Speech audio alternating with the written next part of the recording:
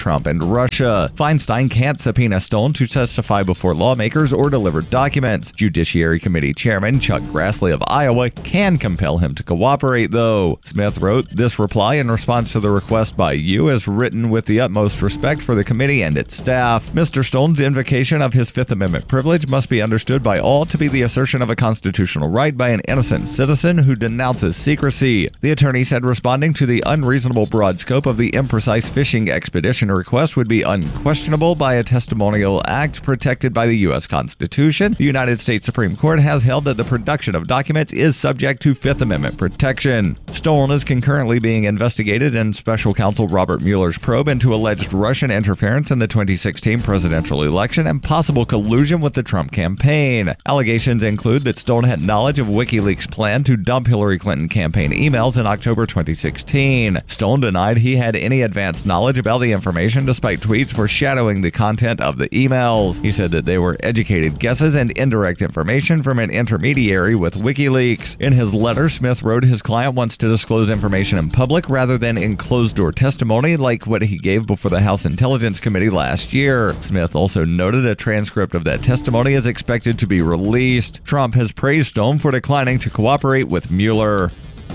You can support FPP Radio by joining the Fans program. To learn more or to join the Fans program, visit fans.fppradio.com. This has been FPP Radio News. Online at fppradio.com.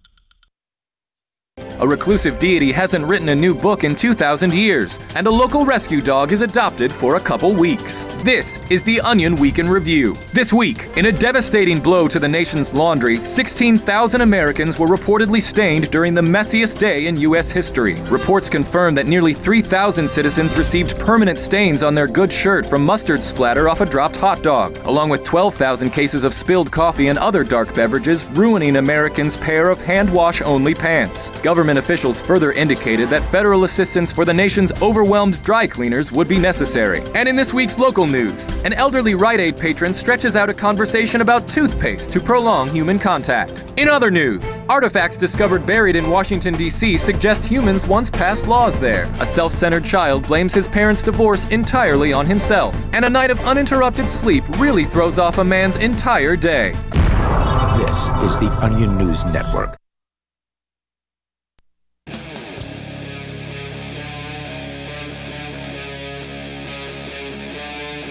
Free Talk Live.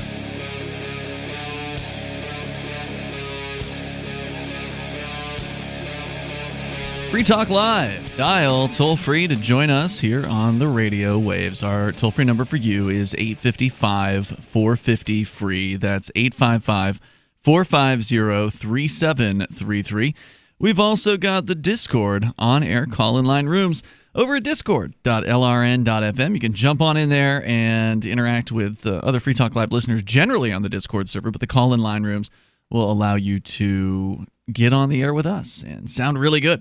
With you in the studio tonight, by the way, you've got Ian. And Conan. And Darryl. So, of course, you can bring up anything that you want. We've got some political news to kind of start this out. I find politics to generally be distasteful and disgusting, and here's a perfect example of why. I know you've got a story that you can follow this up with, Darryl, about something going on in D.C., but first let's look at Utah, where, according to NPR, the vote that went down this last November on medical cannabis. Right, the one that, unsurprisingly, wound up passing. I say that because everybody in Utah knew it was going to pass, but people outside of Utah were like, wait a second.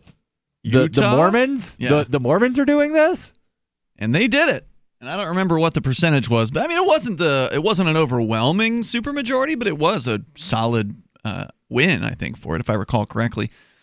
But that's not where the process ends, I'm afraid. According to NPR, Utah lawmakers are getting ready to meet in a special lame duck session on Monday to rewrite a medical marijuana law that voters passed this November. Patient advocates are saying the move is an end run around voters. Didn't they try this in Maine as well? I don't know what they are doing in Maine. They are definitely, I've heard they're dragging their feet, but I don't know all the details on how that's if going I down. remember correctly, the governor did everything he could not to, actually sign off on, yes, this actually passed. Right. And then I thought I remember reading that the legislature wanted to try to do something because what passed was, it's a citizen initiative, something that adds stuff to statute.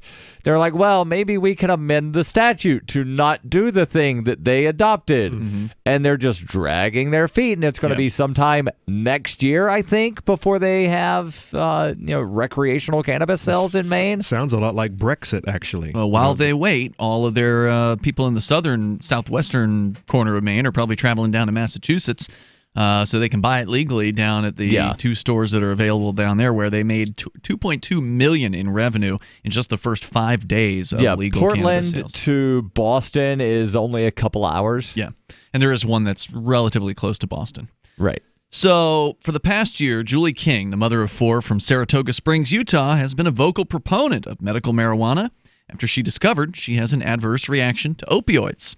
Over the summer, King was diagnosed with a subset of sarcoma, which is a rare form of cancer.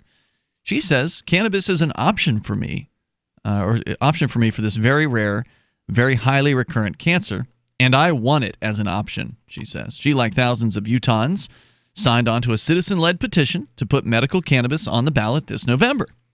The initiative, called Prohibition 2, passed with nearly 53% support. All right, so not that much. The most solid of leads, but still, it passed. In Utah. And this was a 50% pass instead of the usual 2/3 in a lot of cases. Right. In early October, a coalition of Republican lawmakers, joined by doctors, some pro-cannabis advocates, and leaders in the Mormon Church, announced that regardless of whether the measure passed, they would draft another version of the law shortly after the election. This version, they said, would address concerns about public safety. All the danger that this plant presents to the public, to safety. I mean, has anybody ever been hit by a brick of marijuana? Because that could hurt. Hold on. I've got it. Plants, as you know, take in, or wait, no, they take in carbon dioxide. So that doesn't work. We can't wind up saying that they're contributing to global warming. No, but you do in a lot of instances burn the marijuana to get your THC. That's true. So you're and then you're adding. Correct. Yeah. Okay, so so it might not be bad to so not only is it bad to your lungs, but you're actually harming the world. Yes. Yes. you think that's where these guys were going? Probably. According to Utah House Speaker Republican Greg Hughes, quote, I think we're trying to strike a strong middle ground on how we deliver for patient access, medical marijuana in a safe way, and also protect the public from unintended consequences. We talk about unintended consequences here on Free Talk Live when it comes to prohibition. And when it comes to the idea that, you want people to stop using drugs, so you make it illegal, right? That's the purported reason why prohibition exists, isn't it? In order to stop people from using drugs. Well, that doesn't work. But not only does it not work, the unintended consequences of prohibition are rife. I mean, there are many of them. Black market? The black market, which of course results in violence between drug gangs and therefore violence spilling over into innocent people's lives. Then, of course, you've got the price that you pay for these drugs on the black market, which is driven up dramatically because of all the violence and the risk involved in the black market. So the prices are dramatically higher than they otherwise would be, which leads people to not be able to afford the drugs they want to buy, in this case cannabis. And I'm not saying a whole lot of people are knocking over convenience stores to buy their bag of weed, but that is one of the unintended consequences of prohibition, is there are people who will commit violence and people who will commit robbery and theft, breaking and entering, in order to get the money that they need to purchase drugs. And then all of a sudden you have law enforcement with all that captured loot. And what are they going to do? Are they just going to let it sit in evidence for the next year? Or sometimes they take it. They spray paint on or not spray paint, but they do generally, if it's a nice vehicle, they'll paint on the back, this used to belong to a drug criminal, and now it's ours. Yeah. Ha, ha, ha. Yeah, I'm actually thinking of the actual substance in question. It's just going to start. Oh, they use that to plant it on young black kids that run away. You've got that option, yes. You got to sell it your own. just like this Florida gang. So yeah, more corruption in the police force. Of course, all kinds of wasted police hours and time where they could be actually investigating real crimes with a victim. Right. All of this time spent instead on marijuana users. So the unintended consequences are of prohibition. Those are the unintended consequences people should be talking about. But here's what Greg Hughes from the Utah House Speaker position real quick, says. Speaking of prohibition, alcohol prohibition ended. Today's the anniversary. Right. How many hundred? 85 years, I think. Wow. I'm going to take a second and take a drink of something that may or may not be whatever it is. Wait a minute. Didn't they outlaw it in 1917? Wasn't that when they outlawed it? Right, but and then it came back in the repeal of prohibition was, I believe, 1933, and that's what that's the anniversary today is the repeal of alcohol prohibition. Yes. Just to be clear, nobody really learned their lesson, unfortunately. Even though all of the unintended consequences we just talked about were present during alcohol prohibition as well. Not to mention the other one, which is to say more dangerous product. So crack cocaine, methamphetamine, these are drugs that... More potent product. And more dangerous. Right, because it's more potent, because it's also more dangerous because it's made in unclean circumstances. Bathtub gin would have been the example from back in the day, and some of that stuff made people go blind back in the days of alcohol prohibition. Right, and do you know who was poisoning a lot of that stuff? It wasn't the people that were making it. It was law enforcement that were poisoning it. That's sick. To prove a point of, see, this stuff's dangerous. You can go blind drinking that. So he says the unintended consequences include, we can talk about alcohol. Who's the he again? This is the Utah Speaker of the House. All right. But if we want to talk about alcohol, that would be, I think, good to talk about it coming up here. He says the unintended consequences, are keeping the drug out of the hands of children. How is that an unintended consequence? And opening the door to recreational pot in neighboring Colorado and Nevada. Well, you see, Ian, if we let you go buy something at the store, then little Timmy is going to think that it's candy and he's going to eat it. Well, I mean, there are marijuana candies. So, I mean, I can understand the objection that people have to this. You can also buy bleach at the store. That's true. But that doesn't smell good. I mean, the odds are little Timmy's not going to want to down a cup of bleach. And if he does try it, it's but your alcohol smells good. There's more coming up. Free Talk Live. From the first letter of Captain Mark. History is full of flowery documents claiming to limit the power of the crown, but these poetic social contracts have been impotent to prevent the predation. Limited government is a lie they use to keep us submissive. The crown cannot be trusted to abide by its founding charters, nor its treaties, nor even its own rules. The essence of the crown is centralized violence, and I've had enough. That's why I raised my black banner. I am no revolutionary. My aim is not to reset the cycle of violence, but to break it. My aim is an evolved society, invisible to the crown. Not a new hierarchy, but decentralized networks with no central figure for the crown to target. If you want your servile life, keep it, but we will not submit to the crown's agenda. And when you are ready to stop being its beast of burden, ready for adventure and opportunity, join us at pirateswithoutborders.com. Bitcoin.com is delighted to announce their latest partnership with the gift card specialists at eGifter. With many of the world's leading brands on their roster, it is now easier than ever to get the gift cards of your favorite brands with Bitcoin Cash. To get started, just follow these simple steps. Visit giftcards.bitcoin.com, pick the gift card you want, follow the instructions on your screen, and make your payment using your Bitcoin Cash wallet. Sit tight and your gift card will be delivered to you as soon as it's ready. That's giftcards.bitcoin.com. Your property and your family are precious. Protect them with Blink, like we have. Blink motion-activated HD cameras are wire-free, set up fast, and their batteries last up to 2 years. Blink's live feed option lets you monitor what's happening at home anytime, anywhere, from your smartphone. No contracts, no subscriptions, and Blink works with Alexa. Get your Blink camera system starting at less than $100 by visiting blinkprotect.com/FTL. blinkprotect.com/FTL. Free Talk Live. I was a pedestrian and an asinine cop backed up and hit me. Oh, God. Knocked me down to the ground.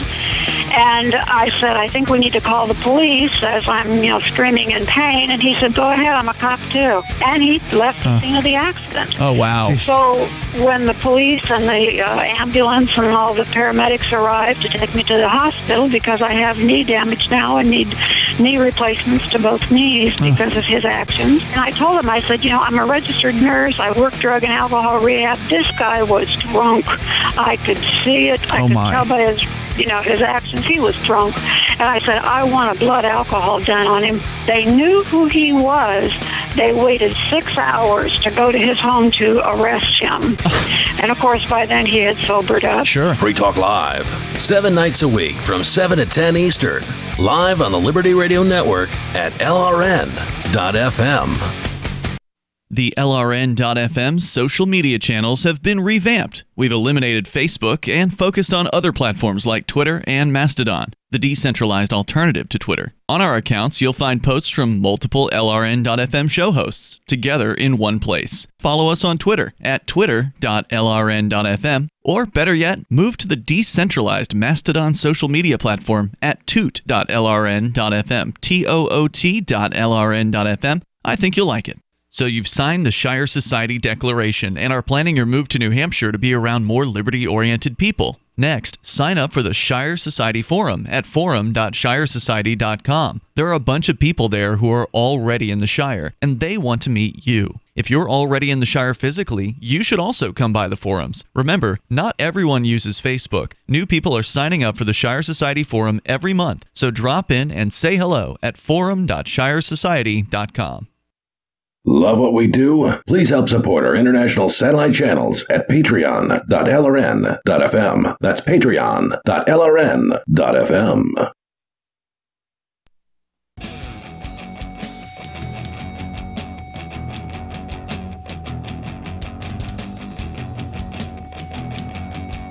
Free Talk Live. Dial toll free to join us right here. Our number, 855-450-FREE, like freedom.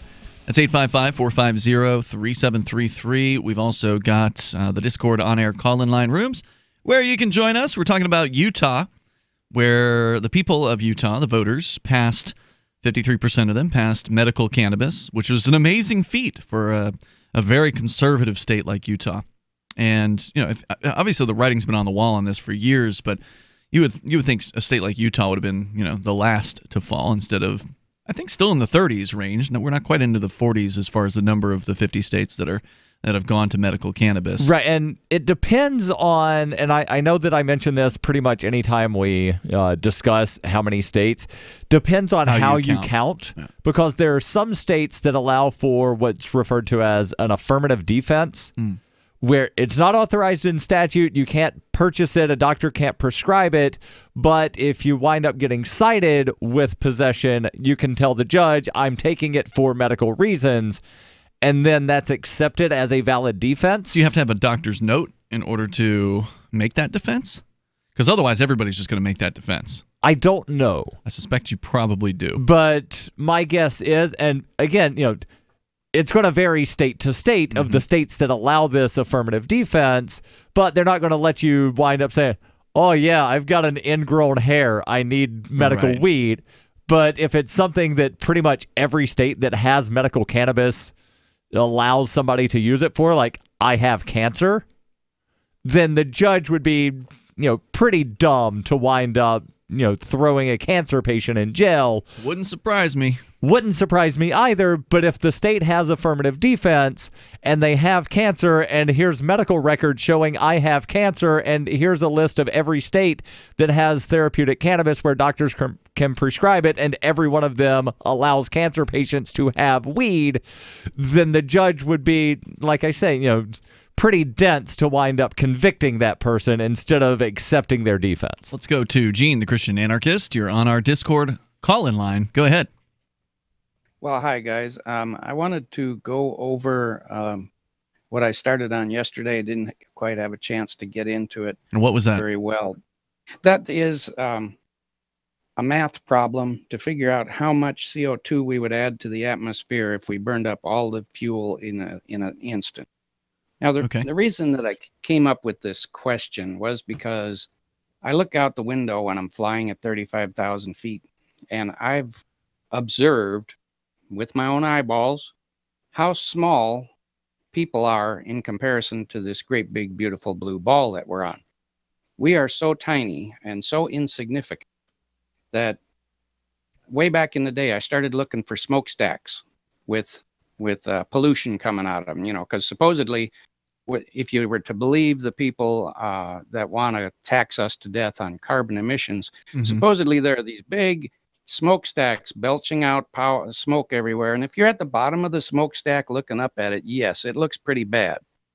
Go and look out the window at 35,000 feet and try to find those smokestacks. They are so insignificantly small on this planet that it's crazy to believe that the activity of us little tiny microscopic animals on this planet could possibly affect it. So what I did, came up with a just kind of an intellectual problem for myself, and anybody else can do this as well. I challenged people yesterday. I looked up all the known reserves on this planet of fossil fuels, coal, natural gas, crude oil. You add all those up, you figure out how much CO2 it would take to burn how much CO2 will be emitted if you burn all of those fuels in an instant. Then you take the mass of the atmosphere. You can also look that up on Wikipedia. And then you figure out that the increase in the mass of atmosphere if you emit all that CO2 in it. It comes out to be a very, very tiny, insignificant. And that is the question, the problem that I brought up yesterday. And I really didn't get a chance to explain it very well. But when I ran the numbers, and it's all just basic math, it's all just multiplication, division. They are extremely large numbers. So you need to use scientific notation or do like I did and just plug all the numbers into a spreadsheet and have the spreadsheet churn the numbers for you. Okay. But it comes out to be a very, very small amount of CO2. And this is one of the reasons I've been a skeptic all my life. When people tell me things, I just believe it unless I try it myself. And so looking out the window at 35,000 feet, it tends to put things in perspective. And we are very, very tiny, insignificant little creatures on this planet. I tend to agree with that particular viewpoint, but you can't blame people for feeling like they're more significant than they actually are, right? Like that's a human condition where people believe the world revolves around them, and so therefore a large group of them must be incredibly significant. But you're saying you don't believe it, you don't buy it. No, in fact, there's a YouTube channel called something Sauce. What is it? It's a scientific guy. Anyway, you're talking Vsauce? Vsauce, great bunch of videos. He's got one video where he shows if you take all 7 billion people on this planet and pile them up in the Grand Canyon. In fact, I'm going to put that on the Discord, that picture. But if you pile them all up in the Grand Canyon, it's a small little bump. All 7 billion people piled in one place are a little tiny bump. It's just not even enough to even worry about. We couldn't bother this planet if we tried. Yep. Yeah, wouldn't we all fit in Texas or something comfortably? Oh, I imagine so. Oh, it comfortably More fit so. in like one county in California. I mean, you can put 7 billion people in there. Yeah, there are actually a lot of different maps showing if the human population density were that of, say, Hong Kong, everybody would fit in like Louisiana. Wow. If it were as dense as, someplace that's kind of spread out, it would be like all of the Midwest. So there's plenty of space. Someone mentioned the Earth revolving around you. That used to be the sense that people had, or no, that's become the sense. But what do you think that's led to this, where people do feel so insignificant that they have to reach for these grandiose schemes and scams to make themselves feel more important? Do you think there may be a loss of religion across the globe might have led to this?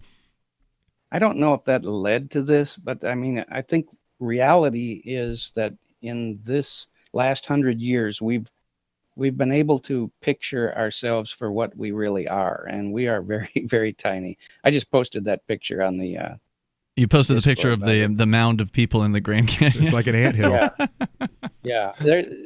There's no way that little biomass that you see piled up there, that little tiny mass of biology, could possibly affect this big, huge planet. It's just, it doesn't even make sense. Well, beyond all the fear-mongering, the proposals that these people tend to have is that you basically, to solve global warming, pay money to the government. Yeah, look at France. Like, how the hell is that going to do anything? Like, even if you do believe that there's a problem here, how is it that giving money to the government is going to do anything about it? Well, the Goonerman Goon Squad always feels that the solution to every problem is to give them more money. Right. And they've never solved the problem yet. Gene, thanks for the call. They certainly have created more, though. Thank you for the call. I appreciate hearing from you. In fact, we'll talk more about prohibition and its consequences. Go back to alcohol prohibition as well coming up. Free Talk Live. Hunters, anglers, campers, and survivalists. Get back to nature. Expand your horizons with the highest quality, most versatile, unique slingshots and sling bows on the market at slingbow.com. Slingbow products are compact and models start from just $17.98. They're perfect for your bug-out bag or storing in your vehicle. Give yourself and your loved ones the excitement and tradition of slingbow. A new frontier in archery and truly modern twist on this primitive survival tool. Feel the thrill only at slingbow.com.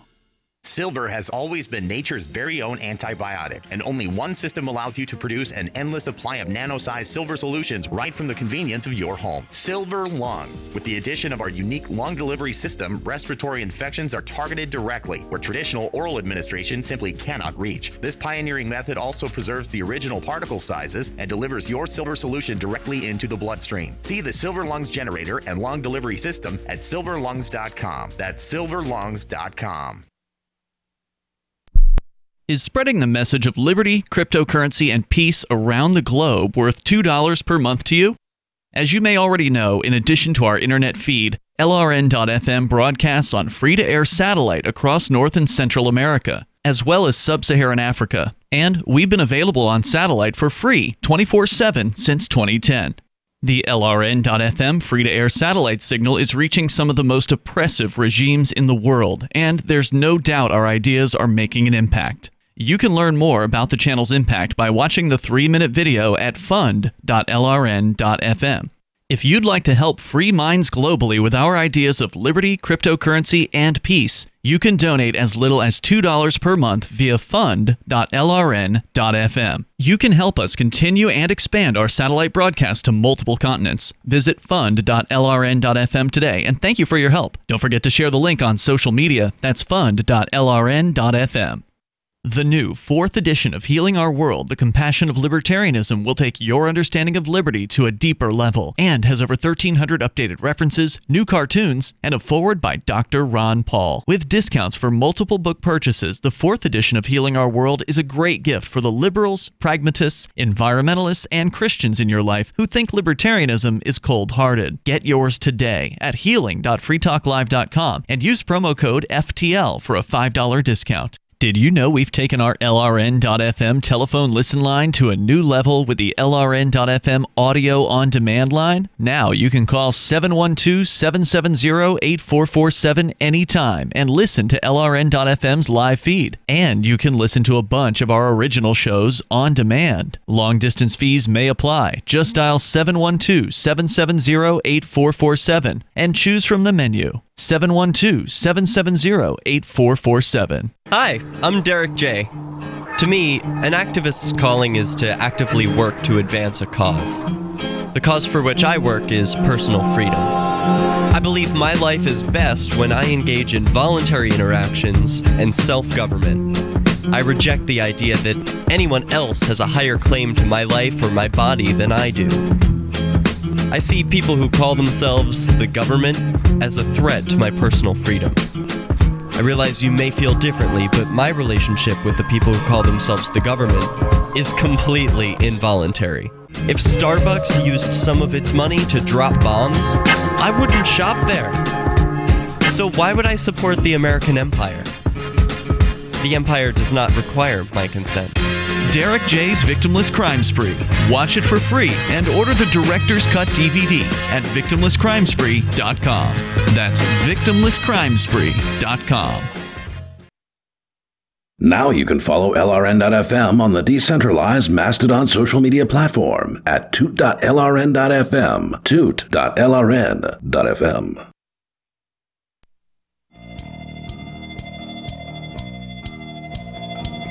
It is Free Talk Live. Dial in toll free. Take control of the airwaves here and bring up anything that you want. With you in the studio tonight, it's Ian. And Conan. And Darryl. Of course, you can bring up anything. That's the point here on Free Talk Live. It is the anniversary of the repeal of alcohol prohibition. And we're talking about cannabis prohibition. And we can talk about the alcohol side of things here in a little bit. If you would like to join us as well to celebrate or mourn or whatever it is you want to discuss here, you can do that. 855-450 free to mourn the fact that prohibition continues, even though the lessons from alcohol prohibition were pretty stark, pretty clear. People should have been able to figure that stuff out, but nope, they continue to prohibit guns and prohibit drugs and prohibit behaviors. Nicotine. Welcome to Keene. We're seeing they've been talking about that all week on the radio this week about the nicotine ban that's going to probably be voted on tomorrow. An expansion of the nicotine prohibition right now. People under the age of 18 are prohibited from having nicotine-related products, and if this passes, and it's gonna overwhelmingly pass. And the next step will be the state. This is going to make it so people who are 18, 19, and 20 will not be allowed to possess or to have sold to them nicotine-related products, including e-cigarettes and vape juice. Whether there's nicotine in them or not. Correct. Because the New Hampshire statute refers to tobacco products, and then that is so broadly defined as to include anything that basically somebody puts to their mouth and puffs on. So, you want to comment? You're welcome to join us here, 855-450, free like freedom. And when do you want to spot that burglar? Is it when he's casing your home or after he's in? You can ask John, whose Blink camera alerted him of burglars trying to break in while he and his family were home, or Shannon, whose Blink camera caught a thief stealing packages. Both times, Blink video clips were sent to police to help convict the crooks. Blink motion-activated indoor and outdoor cameras are wire-free, set up in minutes, and run on 2 AA batteries that last up to 2 years. And if you're traveling over the holidays, Blink's live feed option lets you monitor your home and check in on pets from anywhere using the Blink smartphone app. No contracts, no subscriptions, totally affordable, and Blink works with Alexa. Blink camera systems make great holiday gifts, and they're a brilliant way to monitor holiday package deliveries. Save up to a whopping 40% off all Outdoor XT and add-on cameras through December 22nd. While supplies last, just visit blinkprotect.com/holiday. blinkprotect.com/holiday. Blink is an Amazon company. So in Utah, where 53% of the voting people voted in favor of Proposition 2, which put cannabis, medical cannabis, into, well, what was supposed to be a legalization system. However, the government so-called representatives have decided they're going to go ahead and try their hand at changing things a little bit, or maybe a lot. According to the story here at npr.org, in early October, a coalition of Republican lawmakers, joined by doctors, some pro-cannabis advocates, and leaders in the Mormon Church, announced that regardless of whether the measure passed, they would be drafting another version of the law shortly after the election. They said they would address concerns about public safety in their version. The Republican Utah House Speaker said that the unintended consequences include keeping the drug out of the hands of children and opening the door to recreational pot, like in neighboring Colorado and Nevada. The new bill, and all the, by the way, the revenue to the states in those areas, they're making a bunch of money off of this stuff. I guess Utah doesn't want anything to do with that. The new bill, released just before Thanksgiving, narrows the list of qualifying illnesses. So I don't have the list in front of me, but sorry to those of you who had that one of those illnesses that was going to be included. They're going to try to take your new medicine away from you. They also tightened the distribution, sale, and format of the drug. Julie King has read the new legislation, all 187 pages. And so you thought the medical cannabis bill in New Hampshire was long, Darryl. My God, 187 pages in Utah. She says she's not a big fan. Among her concerns is the bill was mostly crafted behind closed doors, excluding patient advocates, and conceded to demands from opponents like the Mormon Church, which has a large influence on Utah's politics. In the newest version, King would qualify for a card as a pain patient, but would have to make her case before a so-called compassionate use board. So I do have the list of qualifying conditions as passed by voters. Okay. And it's not too lengthy. HIV, AIDS, or other autoimmune disorder, Alzheimer's, ALS, cancer, cachexia or wasting disease characterized by physical wasting such as weight and muscle loss, a condition manifest by nausea or malnutrition associated with chronic disease, Crohn's, ulcerative colitis or other gastrointestinal disorder, epilepsy or other disorder causing seizures, multiple sclerosis or other condition causing muscle spasms, PTSD, autism, any rare condition or disease affecting less than 200,000 individuals in the United States, chronic or debilitating pain, if a physician determines that the individual is at risk of becoming dependent on or overdosing on opiate pain medication or is otherwise unable to use opiates, other condition evaluated on case-by-case basis. Yes, so they're striking the idea that you can just have a physician make this decision, and now you're going to have to go in front of a compassionate use board and beg them as a pain patient. Now, we don't know which ones they're striking off of that list at this point, but the rewrite has become so contentious that two of the main patient groups that helped launch Proposition 2 have split, one in support of the deal, the other threatening to sue. During the bill's only public hearing, more than 70 people signed up to speak, mostly in opposition. Rocky Anderson, representing the two patient groups, which are called Together for Responsible Use and Cannabis Education and the Epilepsy Association of Utah, said it was a capitulation to the opponents of Proposition 2. They say this is not a compromise piece of legislation. Connor Boyack, leader of the pro-medical marijuana group, Utah Patients Coalition, says critics are overreacting. He says, I operate from reality and not fantasy. Says while he wishes the legislature would leave the measure as it is, that's not going to happen. He says, quote, the legislature has the full authority to repeal an entire ballot initiative if they wanted to. That's kind of why we entered into these negotiations in anticipation of their trying to gut what we had done in Proposition 2. Much of the criticism, and that's unfortunate, that these politicians can just go right in there and completely destroy everything that these people worked so hard for. I mean, it is not easy to get, number one, anything on the ballot anywhere for the most part. You've got to collect probably, I don't know how many in Utah, but in some places like California, 500,000 signatures. So it's probably tens of thousands, if not 100,000 signatures in a place like Utah. Again, just speaking off of general experience about petition gathering.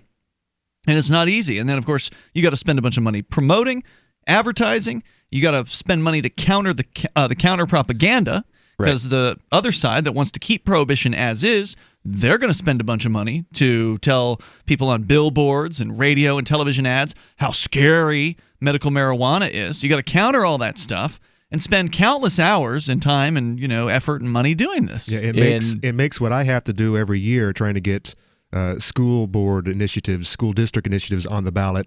Look like a walk in the park because they do. You got to get 25 signatures. Yeah, 25, but they do the exact same thing. You get it in there, and they try to undo it. You get all the school cronies. They do it every year. Well, they have been, but this next year that's gonna change. So we'll talk about that later. In Utah, they needed 101,744 valid signatures.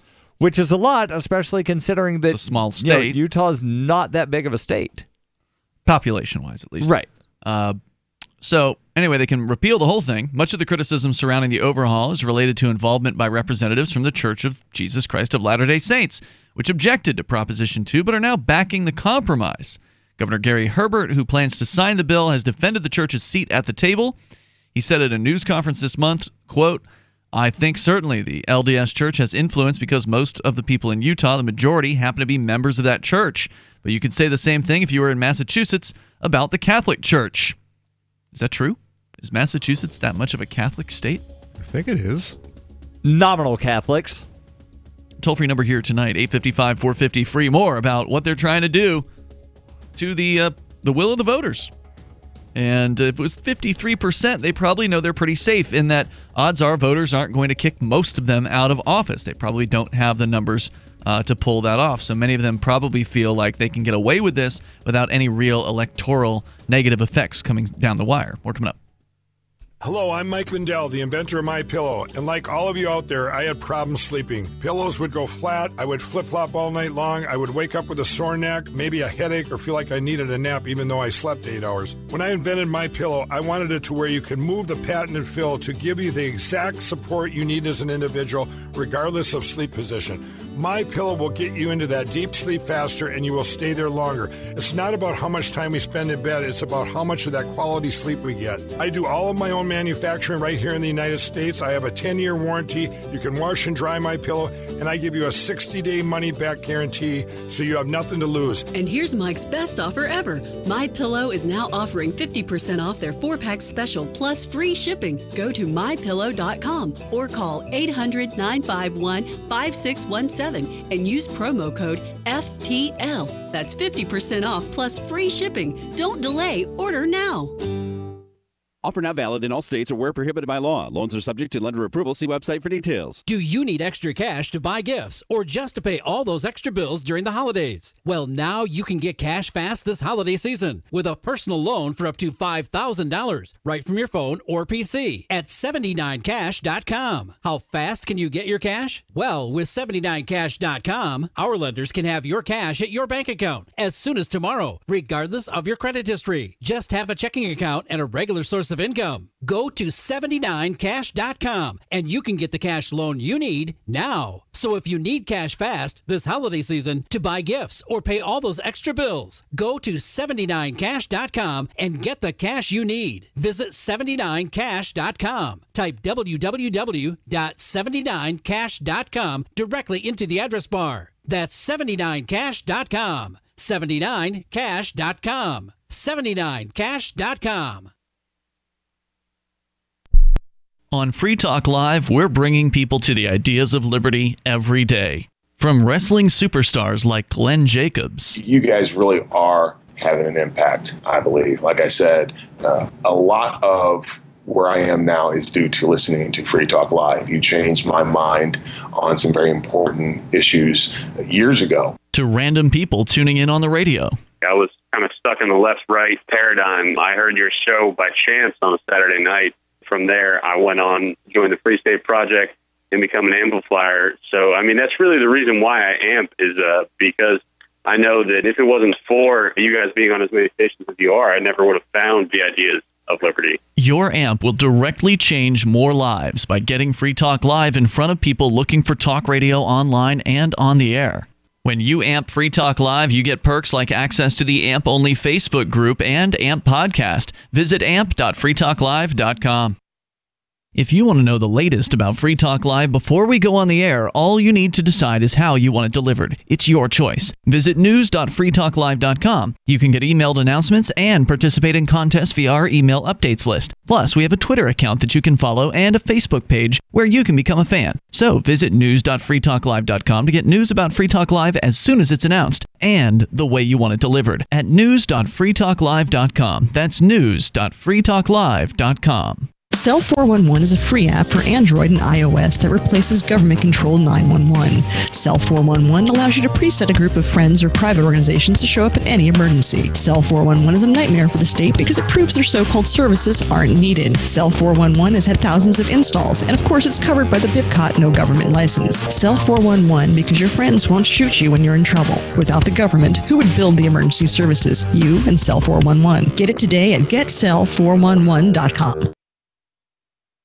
This is the Liberty Radio Network, broadcasting the latest liberty-oriented audio content 24 hours a day at LRN.FM.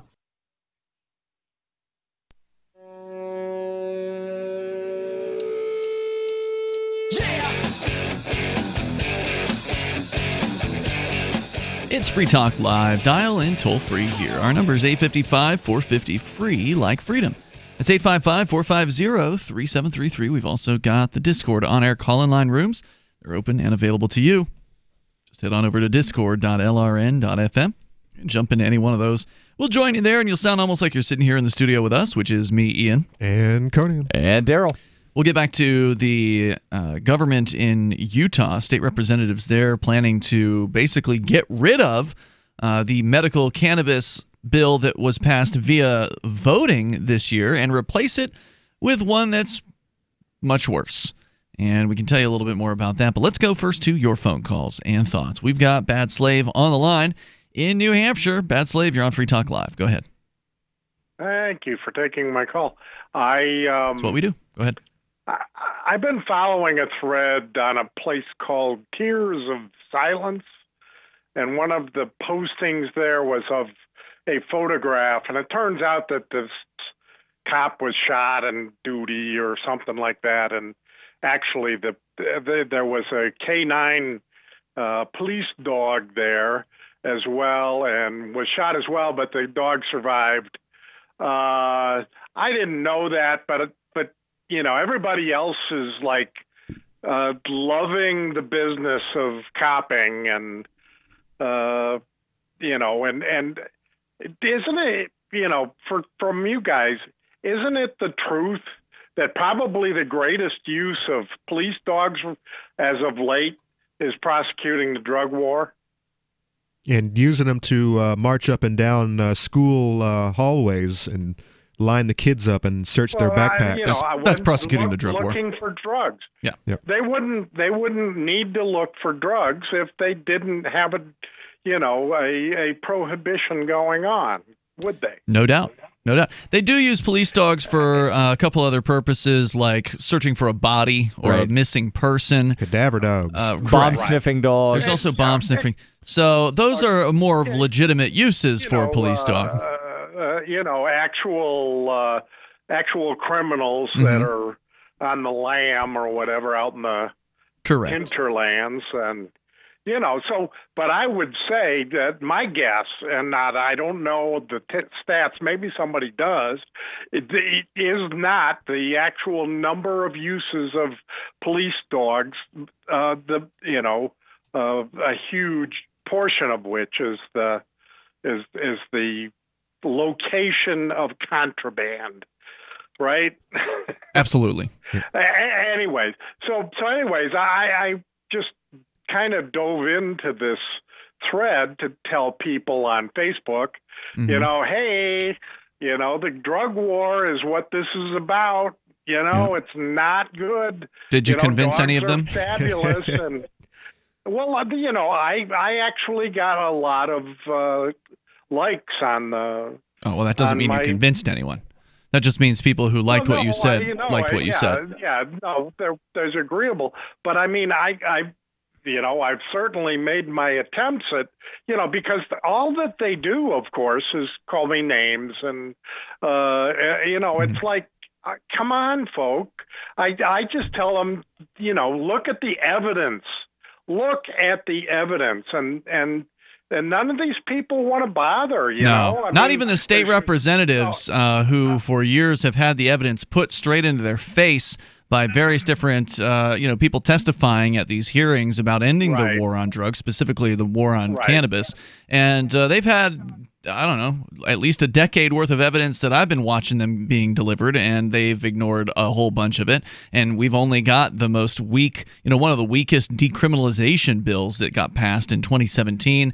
We now have a governor who steadfastly refuses to do anything on full-on legalization.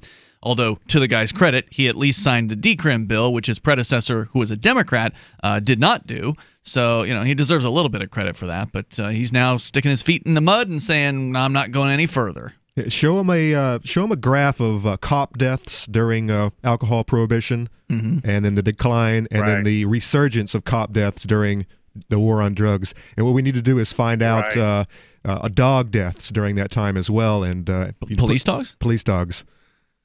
Did they have police dogs back then? A lot more pets are being killed by, the happenstance owners of someone that gets pointed at by, or pointed to for the SWAT teams to come in and raid the homes of people often that are completely innocent, let alone, just a drug. Yeah, there's a user. website out there that But, actually tracks cops killing dogs. I think it's called Puppycide, if I'm not mistaken. Sounds right. But yeah, it's there pretty you go. disturbing. There you go. Yeah, so there was a big claim in this thread about that, how they're saving lives, with the dogs, sniffing out drugs, and I'm sorry. No, that isn't happening. Well, I'd like to I know think that exactly the how drug they war- believe that a police dog is saving anyone's life. Is the idea that if they find a batch of heroin, that therefore the customers who are likely just looking for a new dealer, if you bust their current dealer, the customers, because they don't get their heroin that moment that they were going to, like, oh no, I don't get my heroin immediately tonight. Now I've got to go walk around and find another dealer or call up all my friends or whatever. Oh, that's going to somehow keep somebody from dying. I mean, come on. Well, it's a combination of losing their lives to overdose, and also losing their lives to a life of crime, a life of living in the ditch, and of course they don't want their kids rubbing shoulders with this crew, so they're more than happy to take them off the streets, and of course they get right back on the streets, and so it's just a repeat cycle, repeat loop. Well, if anything, it's going to put people in greater danger. If you take because one of the problems with people dying, and thank you, by the way, for the call tonight, Bad Slave. I appreciate the topic. One of the problems, the major problem with drug deaths, is overdose from inconsistent bad drugs. Yeah, bad drugs, Badly inconsistent cut. batches, badly cut. These are different reasons why people overdose. They don't overdose on purpose. They didn't likely Most of the time. Yeah, like 99% of the time, it's somebody who's accidentally overdosing and dies because of that. And usually it's because they got either a bad batch or a batch that was way stronger than they thought it was going to be. Right. And they end up taking what they thought was their typical dose, but it ends up being 10 times or 100 times stronger or whatever, and then they end up dying because of that. Sometimes it's just, 3 times stronger. Yeah, it just was enough to kill them.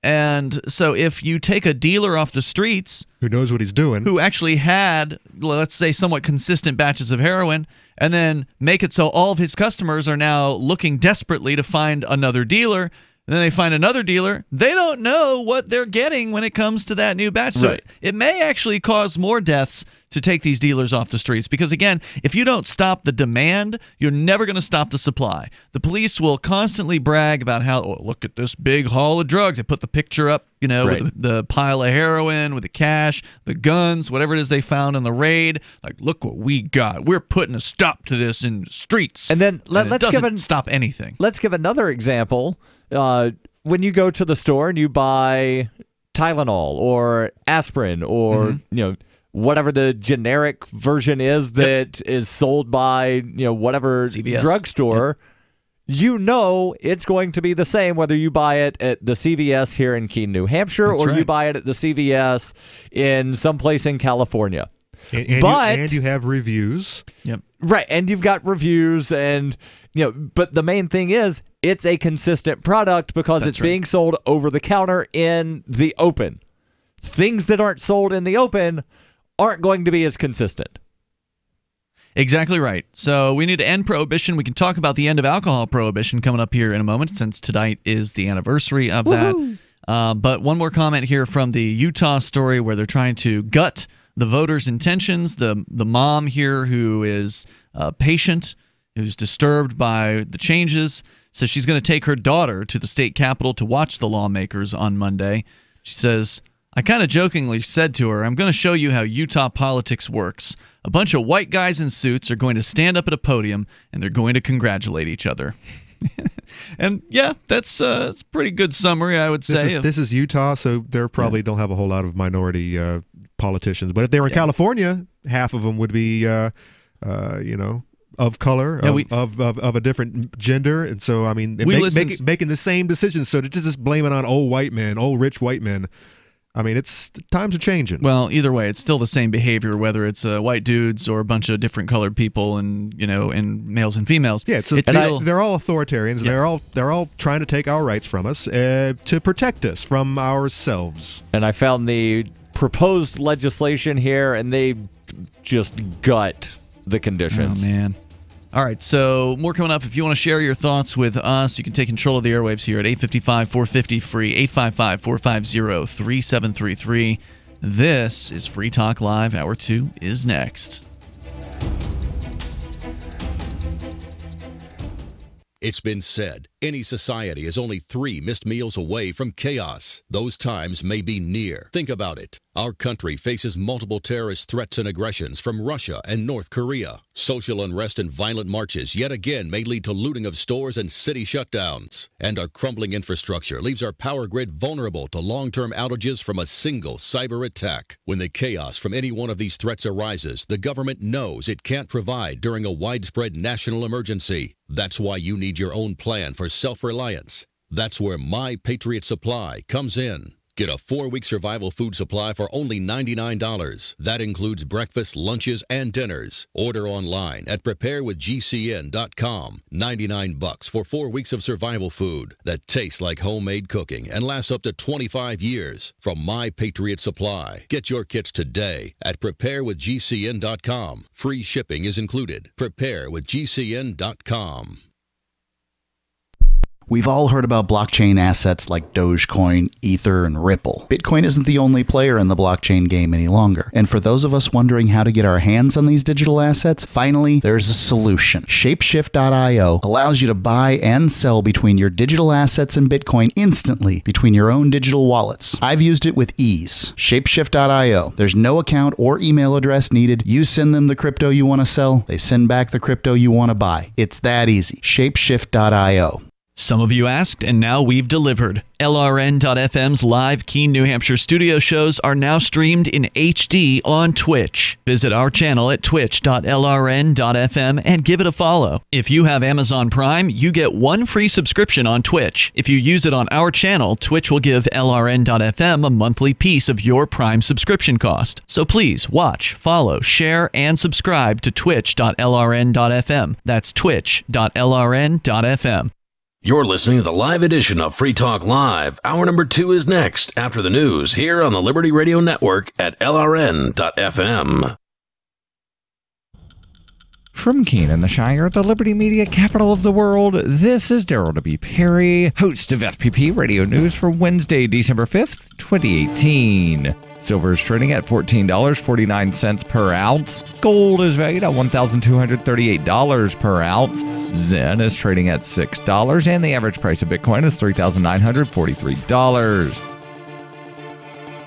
Antiwar.com reports Tuesday morning's testimony by CIA Director Gina Haspel on the murder of Jamal Khashoggi has those senators permitted to attend more convinced than ever that the Saudi Crown Prince was behind the plot. Senators are now saying they have zero doubt that is indeed what happened. In early October, reporter Jamal Khashoggi entered the Saudi consulate in Istanbul and was never seen again. Saudi officials have confirmed that a 15-man kill team dispatched to the consulate killed him, though they have persistently denied that the Crown Prince was involved. As Khashoggi was a permanent U.S. resident, this murder is a matter of some import, and many in Congress want a clear rebuke of the Saudis for killing him. Haspel's testimony was behind closed doors and was classified, but those senators who spoke to reporters said she confirmed the suspicions. That should be unsurprising, as the White House had previously forbade Haspel testifying to the Senate, and the CIA had an assessment that expressed high confidence that the Crown Prince had directed the murder. This looms large over an upcoming Senate vote on U.S. involvement in the Saudi war in Yemen, with many wanting to withdraw U.S. support as part of a measure to rebuke them. Senators Bob Corker and Bob Menendez both said their views were solidified by Haspel's testimony, though Corker said he doubted it changed many minds, adding that you have to be willfully blind not to come to the conclusions even before the testimony. Senator Lindsey Graham was also at the meeting and came out concluding that the Saudi prince is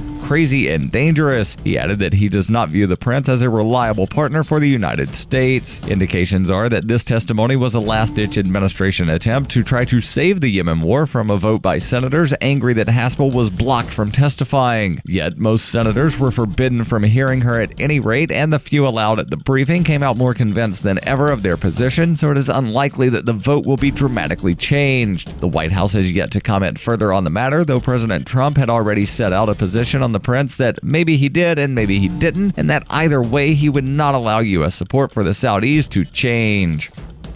Zencash is now Horizon. Horizon is a privacy platform built on zero-knowledge technology with a decentralized secure node architecture. The Horizon platform enables real-life uses beyond currency, including the ability to privately chat with other people. Soon, Horizon will enable you to publish information and go anywhere on the web, all with complete privacy. Horizon, bringing privacy to life. HORIZEN.global. UPI reports Roger Stone, a political ally of President Donald Trump, declined to share documents or testify before Senate Judiciary Committee members by invoking his Fifth Amendment protection, according to a letter from his attorney released on Tuesday. Senator Dianne Feinstein, the committee's ranking Democrat, released the letter by Grant Smith dated December 3rd. The senator from California sought information from Stone about any links between Trump and Russia. Feinstein can't subpoena Stone to testify before lawmakers or deliver documents. Judiciary Committee Chairman Chuck Grassley of Iowa can compel him to cooperate, though. Smith wrote, "This reply in response to the request by you is written with the utmost respect for the committee and its staff. Mr. Stone's invocation of his Fifth Amendment privilege must be understood by all to be the assertion of a constitutional right by an innocent citizen who denounces secrecy." The attorney said responding to the unreasonable broad scope of the imprecise fishing expedition request would be unquestionable by a testimonial act protected by the U.S. Constitution. The United States Supreme Court has held that the production of documents is subject to Fifth Amendment protection. Stone is concurrently being investigated in special counsel Robert Mueller's probe into alleged Russian interference in the 2016 presidential election and possible collusion with the Trump campaign. Allegations include that Stone had knowledge of WikiLeaks' plan to dump Hillary Clinton campaign emails in October 2016. Stone denied he had any advanced knowledge about the information despite tweets foreshadowing the content of the emails. He said that they were educated guesses and indirect information from an intermediary with WikiLeaks. In his letter, Smith wrote his client wants to disclose information in public rather than in closed-door testimony like what he gave before the House Intelligence Committee last year. Smith also noted a transcript of that testimony is expected to be released. Trump has praised Stone for declining to cooperate with Mueller. You can support FPP Radio by joining the Fans program. To learn more or to join the Fans program, visit fans.fppradio.com. This has been FPP Radio News, online at fppradio.com. Studies show that more and more teenagers are leaving Facebook, but where are they going instead? Apparently, to the hottest new social media site in years, the comment section of this YouTube video of a deer running in slow motion. Already, its comment section is seeing over 30 million active users. Facebook isn't giving up so easily, incorporating images and videos of deer, elk, reindeer, and even moose into their layout. But teens say that misses the point entirely. In fact, the site's one unwritten rule: don't post anything about the video itself. Teens say that's not cool. But with more and more people swapping over to the comments section of the slow motion deer video by the day, some trend watchers warn it may begin going the way of Facebook. I was obsessed with it for a while, but now it's just boring. I'm probably going to switch over to Happy Fast Kitchen. While we don't know for sure, we believe Happy Fast Kitchen might refer to the Yelp page for a Chinese food restaurant in Cleveland, the new social media site where musician Skrillex recently dropped his latest album. This is the Onion News Network.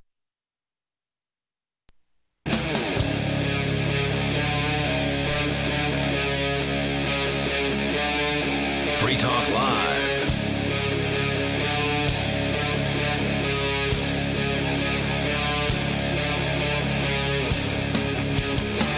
Hey, it's Free Talk Live. You are invited to join us here, take control of the airwaves as we launch into the second hour of the program, where you can bring up anything you want. That is the point here on Free Talk Live. Joining you in the studio, it's Ian. Oops, Conan, I don't know what the hell. He's pushing the button. What the hell are you doing? He's being a dumbass. I'm looking over here. I hear him talking. I'm looking at my board. I'm like, I've unmuted him. What is going wrong with my microphone? It was a long 5-minute break. I'm back. It's Conan. He was holding the button while trying to talk. Okay. This is not communications. You always decide to bring me back in when I'm burping, and I am, I see. And it's practicing good studio etiquette, pushing the burp button. All right, you sure you haven't started imbibing way too much alcohol today, Conan? But I mean, it is a good day to imbibe a little. Celebrate the end of alcohol prohibition. Woo-hoo! Something that at least I remember being taught in high school was an abject failure. Yeah, they didn't really try to say in school that, this should have worked and we ought to try it again. So, yeah, it was definitely this failed. Was an abject failure. It didn't send anything away. It just wound up creating more violence and criminals. Look at Al Capone. Al Capone was a gangster because of Prohibition. But they wound up getting wasn't him he actually basically on a nobody? Tax fraud. Wasn't he basically a nobody before Prohibition? Yes. Yeah. Yeah, I don't remember that. I remember it not working, it failing, but I don't remember hearing a whole lot of how badly it failed. And, keep in mind this was a constitutional amendment that was repealed. That's how big this thing was. Right. So, the question that I've had, and, I'm not a constitutionalist, but the question that I've had for people that also support the drug war, and there's a large overlap there, is, wait a second, why did it require a constitutional amendment to prohibit alcohol? But it just wound up requiring an act of Congress to wind up, prohibiting cannabis and all of these other drugs that at one time, the ones that existed, you could purchase in the Sears catalog and have delivered to your house by somebody like Conan, who works for the post office, which actually is a government agency. Do you think maybe we had more rights back in the early 1900s? And it was, it was a much bigger deal. And if you wanted to take someone's rights away, you actually had to put it and make it official. Whereas, whereas 60 years later, they're like, yeah, you know what? Let's not do that because it didn't work well. Let's just throw it down and see what happens. Let's just say. Yeah, and then, a lot of the things, whenever there's been some kind of court challenge, because, the courts have a, living interpretation of whatever. They're like, oh, wait, no, we can do that because reasons. Right. If you want to join the show, toll-free number, 855-450-FREE, like freedom. Let's go to Sarah in New Mexico. You're on Free Talk Live. Hello, Sarah. Yes, I want to make an announcement that New Mexico, this state, we're ranked number 1 in pedestrian fatalities for 6 years in a row after row. I mean, year after year. So, yeah, for the 6th year. That's curious. You'd think someone, a bigger city like New York, where you have the crazy. It's probably crazy per capita. Traffic. It's probably per capita. But you don't think of New Mexico as a lot of. That's a good point, Conan. Although I'll say this about New York. I mean, I can't speak about all of New York or New York City, but the times I've been in New York City. If you're traffic is a crawl. Yeah, I mean, you're barely moving in a lot of cases, so you're probably not going to get a lot of fatalities from accidents. And then also, I was in New York a month ago, and one thing that I noticed... You were in different areas of New York, too, right? You ran a marathon. I was in... I was in all 5 boroughs of New York City on the marathon, but I'm not talking about that because they completely closed the streets for that. Mm-hmm. But just when I was walking around the couple of days before, I noticed that the intersections where here in Keene, they stop all ways at the crosswalk areas, and then everybody gets to walk at the same time. In New York, everybody going one way walks while the cars go the other, so it doesn't bring everything to a halt. Correct. So it is a lot more efficient. I don't know how the intersections work in Albuquerque, but I did pull up a story from Action News 7, KOAT, out of Albuquerque. And, headline is New Mexico pedestrian deaths on pace for 6-year high. So not only do they, unfortunately rank at the top, and it is for per capita. Mm-hmm. It's not overall number of pedestrians killed. But they're also getting a record high for their own state, is what you're saying as well.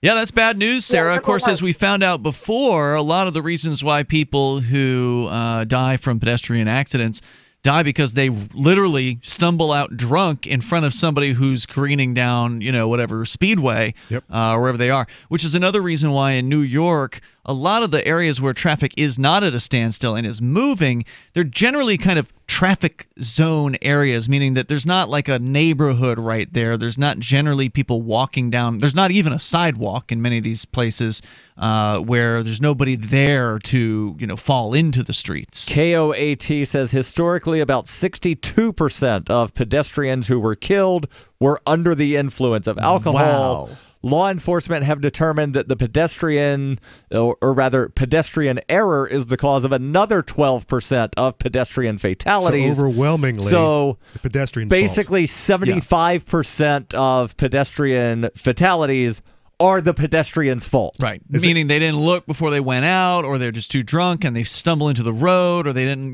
look twice, or whatever their issue was. So, Sarah, you usually talk about like bus travel, helping out pedestrians, and more lights, more blinking lights to keep these people alive. But it seems like a lot of it is alcohol abuse. What do you do about those types? By the pedestrians, not the drivers. Mm-hmm. How do you help? Well, the thing about it is that, but New York, they have red light cameras. They put up more red light cameras because they had to do something because they got so much people, so much That did traffic, not answer, so much is not a publicity. responsive answer to the question that Conan asked you.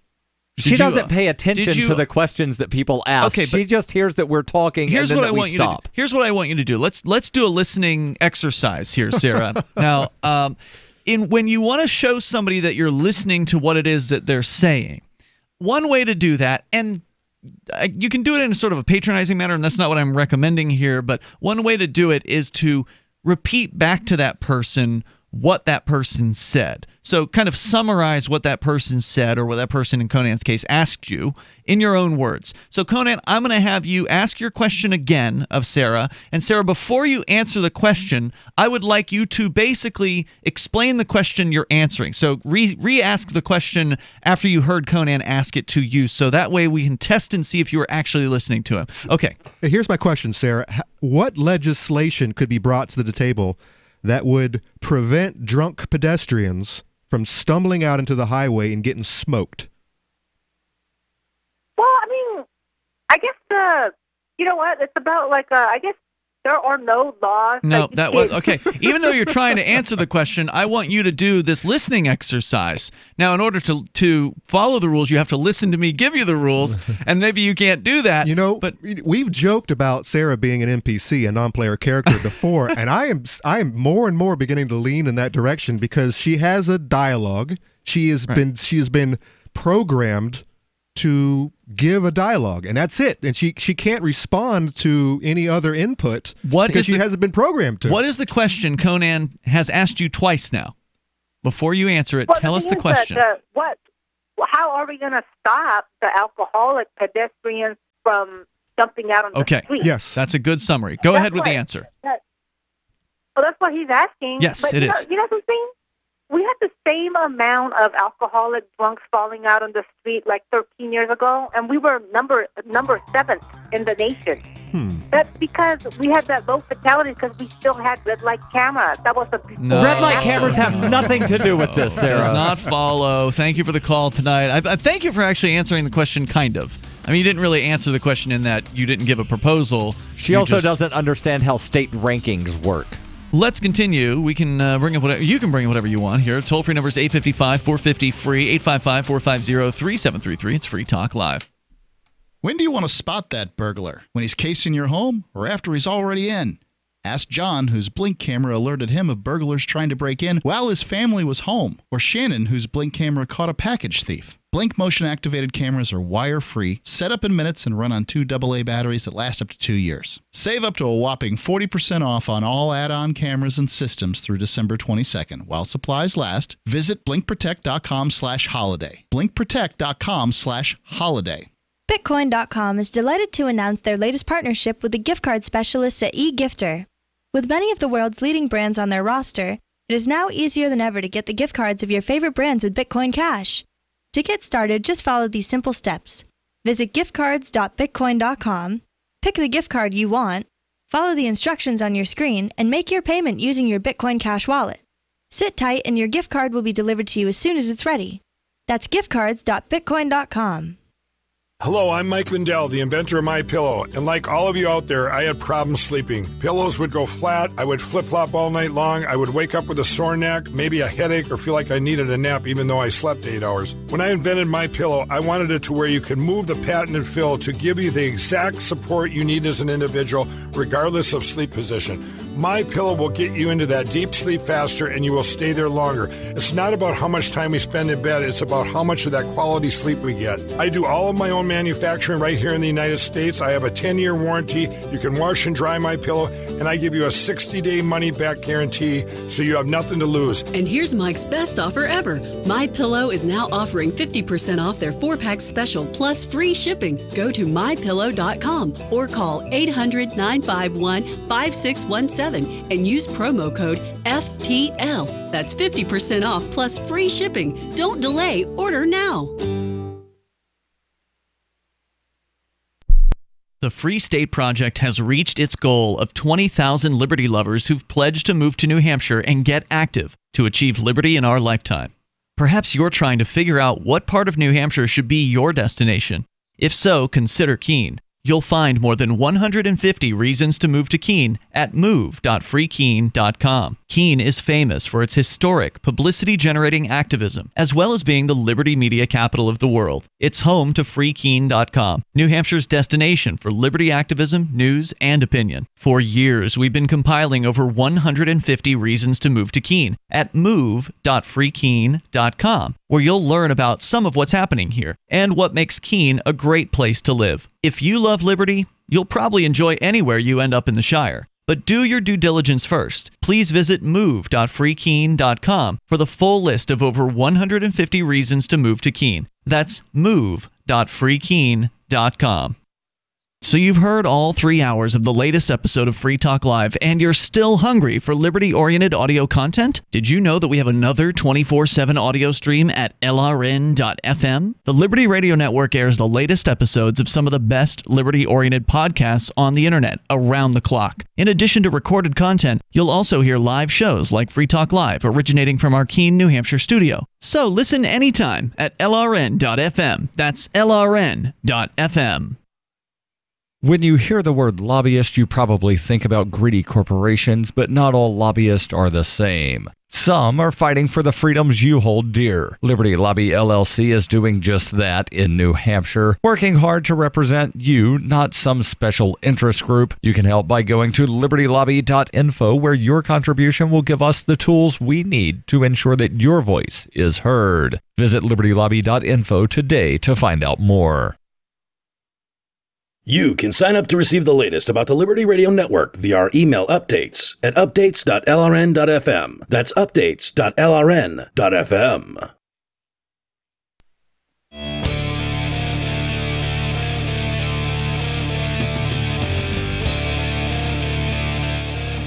Free Talk Live, dial toll free. Bring up anything that you want. Our number here is 855-450-FREE, like freedom. 855-450-3733. We've also got the Discord on-air call-in line rooms. They're open and available to you over at discord.lrn.fm. Just pick one of them. There's 4 of them. And we will join you once we notice you there, and then you can talk about what you want. Sound almost like you're sitting here in the studio with us, which includes Ian. And Conan. And Darryl. If you operate a retail business and have been looking for a solution to accept cryptocurrency like Bitcoin at your point of sale, then you need to check out AnyPay.global. I'm happy to announce AnyPay now has an app. It is available on Android at this moment. They are working feverishly on the iOS version. It always takes longer to get things out on iOS simply because Apple makes it more difficult. So that is coming, and as soon as it's available, we'll announce it to you. But if you're on iOS, you can still use AnyPay. There's you have to pull up a website, basically. Go to anypay.global. You can get signed up there. And when I say sign up, I mean create a username and password. That's it. There's no application process. There's no application fee. There's no approval. It's just username, password, you're in. And then you get into the settings. You put your cryptocurrency wallet addresses into the settings page. That's where you want your crypto that you're collecting at your register to end up. So you want it to end up in your wallet, presumably. So you set those settings, and then you're done. Then you load up the app at your point of sale, and that's it. You're accepting crypto like Bitcoin and Dash and Zen and others over at anypay.global. It's ANYPAY, LibertyRadio.global. As we continue, we will take your calls and thoughts about what you want. We've been talking about Prohibition here tonight, and in Utah, the Utah state representatives of the Republican side are talking about basically gutting a lot of the qualifying conditions out of the medical cannabis. It wasn't legislation, but the ballot initiative that passed here in November, and they're working on doing that. And Darryl, I didn't ask you to pull it up, but you did mention that you'd pulled up at some point this list of what they're going to change. So there was a long list that you went through earlier in the first hour of all the different things that were originally included, including things like pain, PTSD, and then there was even one sort of generic other issues that... some of the things, such as HIV, AIDS, or other autoimmune disorder, has been stricken. Wow. There's another one. Sorry, sick people. You're not welcome here in Utah. Not sick enough. Cachexia, or a condition manifest by physical wasting. The second part of that has been stricken. So if there's another wasting disorder that isn't cachexia, sorry. If you have nausea or malnutrition associated with chronic disease, that has been changed to persistent nausea that is not significantly responsive to traditional treatment except for nausea related to pregnancy, cannabis-induced cyclical vomiting syndrome, or cannabinoid hyperemesis syndrome, Crohn's disease, ulcerative colitis, epilepsy, or debilitating seizures. They struck the or similar condition that causes debilitating seizures. Sorry. So unless you basically, as I'm reading this, unless you have epilepsy or you're always having a seizure, then it doesn't matter that you often have seizures.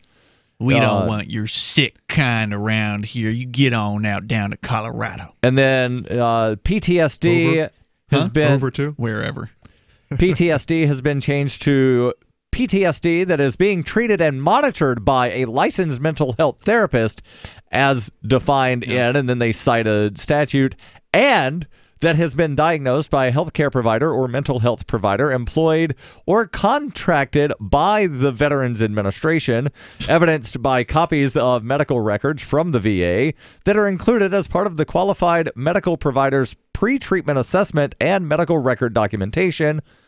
And then they add... Hold on, before you go on, there was the one that required that, I forget which one it was, but one of them, they are adding the requirement that you have to jump through all of the traditional methods first. Like, you have to not be responsive to all of the traditional medicines or whatever for whatever the malady was. Oh, that was down at the bottom of rare conditions. Yeah. They've added extra steps to that. They've also added extra steps to so you've got to jump the through case-by-case basis, to where you now have to go through a licensed board-eligible or board-certified psychiatrist, licensed physiologist with a doctorate-level degree, a licensed clinical social worker with a doctorate-level degree, or a licensed advanced practice registered nurse who is qualified to practice within the psychiatric mental health nursing specialty and who has completed the clinical practice requirements in psychiatric mental health nursing. There's a lot of protectionism going on here, right? The licensed nurses, licensed doctors, you got to go through the system, go through all of these people who are going to, essentially, if you have to jump through and do all of the existing allopathic medicine treatments that already exist for whatever your malady is, before you can then try cannabis. If you're a naturopathic healer or whatever, if you're somebody who's into the natural healings, you don't get to tell your doctor, hey doc, I know these other people, or I've heard of these other people on the internet who take cannabis for this same problem that I've been diagnosed with, and they say it's really helpful to them. Can we start with cannabis for my treatment? And the doctor's going to say, nope, we can't do that. There are 5 accepted standard medicine treatments that we need to jump through first to see if you respond to any of those really expensive, likely treatments. And then if you don't respond to any of those, then I can go ahead and recommend cannabis. Chronic pain that has not responded to opiates is now changed to pain lasting longer than 2 weeks that is not adequately managed in the qualified medical provider's opinion, despite treatment attempts. using conventional medicine or other opiates and physical interventions.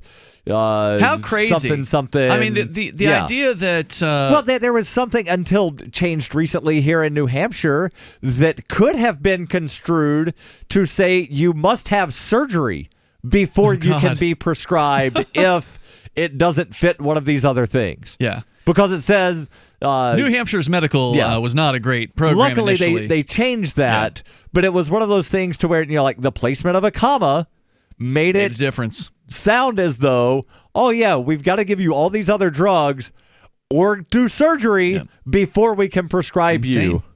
And the question is, how many of these licensed therapists and medical doctors and nurses, what do they have? There are 3 of them, and they're all cousins to the Speaker of the House. And that's where I was going. Really? I don't know, but it wouldn't surprise me. Florida, not too long ago, passed. They were at least in the room when this new gutting has been drafted. Florida, not too long ago, passed something requiring all welfare recipients to get drug tested. Mm-hmm. Guess who owned the company? Facility?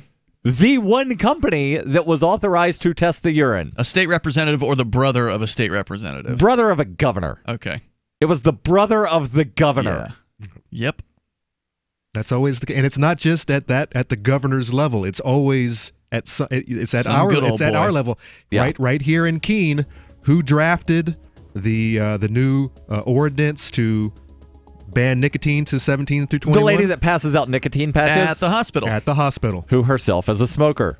Talk At about least cronyism. she was. I suspect she still is. That's the big question. All right, there's more on the way here. All you got to do to find out is hang out outside the break room at the hospital. I talked to one person who interviewed her, and he said he never smelled smoke on her, so whatever. Interesting. All right, more on the way here. 855, 450, free like freedom. It's Free Talk Live. We know you've had Dragon's Breath in the morning, but you've got to experience Dragon's Breath at night. Wolf Hill Ammo's Dragon's Breath, an incendiary shotgun round in 12 gauge, 20 gauge, and a 410 with an amazing muzzle flash and a fireball that launches up to 125 yards. Pure fun to shoot. At Wolf Hill Ammo, we love shotguns and offer the best specialty shotgun ammo on the market. Visit wolfhillammo.com to see our large selection of specialty shotgun ammo at great prices with flat rate shipping. wolfhillammo.com. Hi, I'm Dan Pilla. I started fighting the IRS over 40 years ago when they tried to seize my mother's house. I sued the IRS and won. I beat the IRS then, and I've been beating them ever since. I wrote the book on tax debt settlement, and I've helped thousands of people deal with tax problems they thought might never be solved. I can help you too. If you owe taxes you can't pay, don't wait another day. There's no such thing as a hopeless tax case. Call 800-34-NO-TAX or go to my website, danpilla.com. That's danpilla.com, danpilla.com. This is Michael Dean from the Freedom Fiends. I've run websites since 1996 and have used over a dozen web hosts in that time. AgristHosting.com is the only one that hasn't broken my heart. Agrist Hosting's uptime and service is stellar, and their DDoS mitigation is the best I've seen. That's important because if you tell the truth in this world, you'll ruffle feathers. And some people will try dirty tricks to silence your voice. No matter what the haters hit us with, Agrist Hosting keeps our websites online. If you have a mission-critical commercial presence or a world-changing activism site, you cannot tolerate any skullduggery.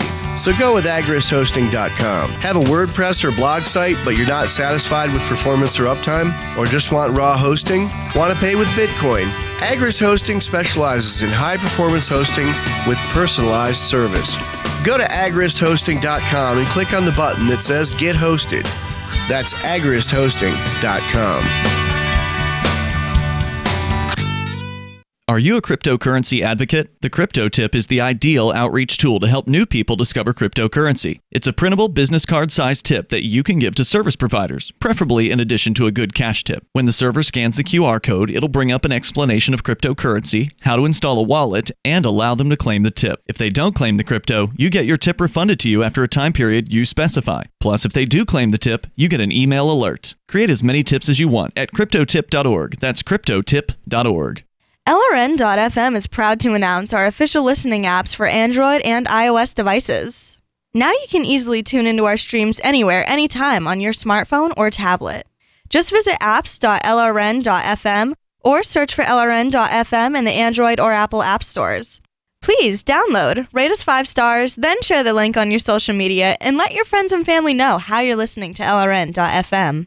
Download it now, free at apps.lrn.fm. We have some good news. The indictments against Ross Ulbricht in the District of Maryland were dismissed with prejudice, meaning they can never be refiled. This is especially good because those indictments contain the only charge ever made that Ross engaged in murder for hire. This was a serious allegation that Ross Ulbricht denies. It was never prosecuted or ruled on by a jury, but was trumpeted by the federal government and the media as if it were proven fact. The Maryland court held these indictments for almost 5 years, poisoning Ross's case and leaving him under a cloud of unproven allegations. As explained in Ross's appeal to the Supreme Court, the fact that the judge used these allegations to give Ross a draconian sentence of double life without parole violated his Sixth Amendment right to a jury trial. Judges are required to issue sentences based on convictions decided by a jury, not unproven allegations never even charged at trial. Although this is a positive development, the dropped indictment will not set Ross free. Now, a presidential pardon is Ross's only hope of freedom. Sign the petition at freeross.org. freeross.org.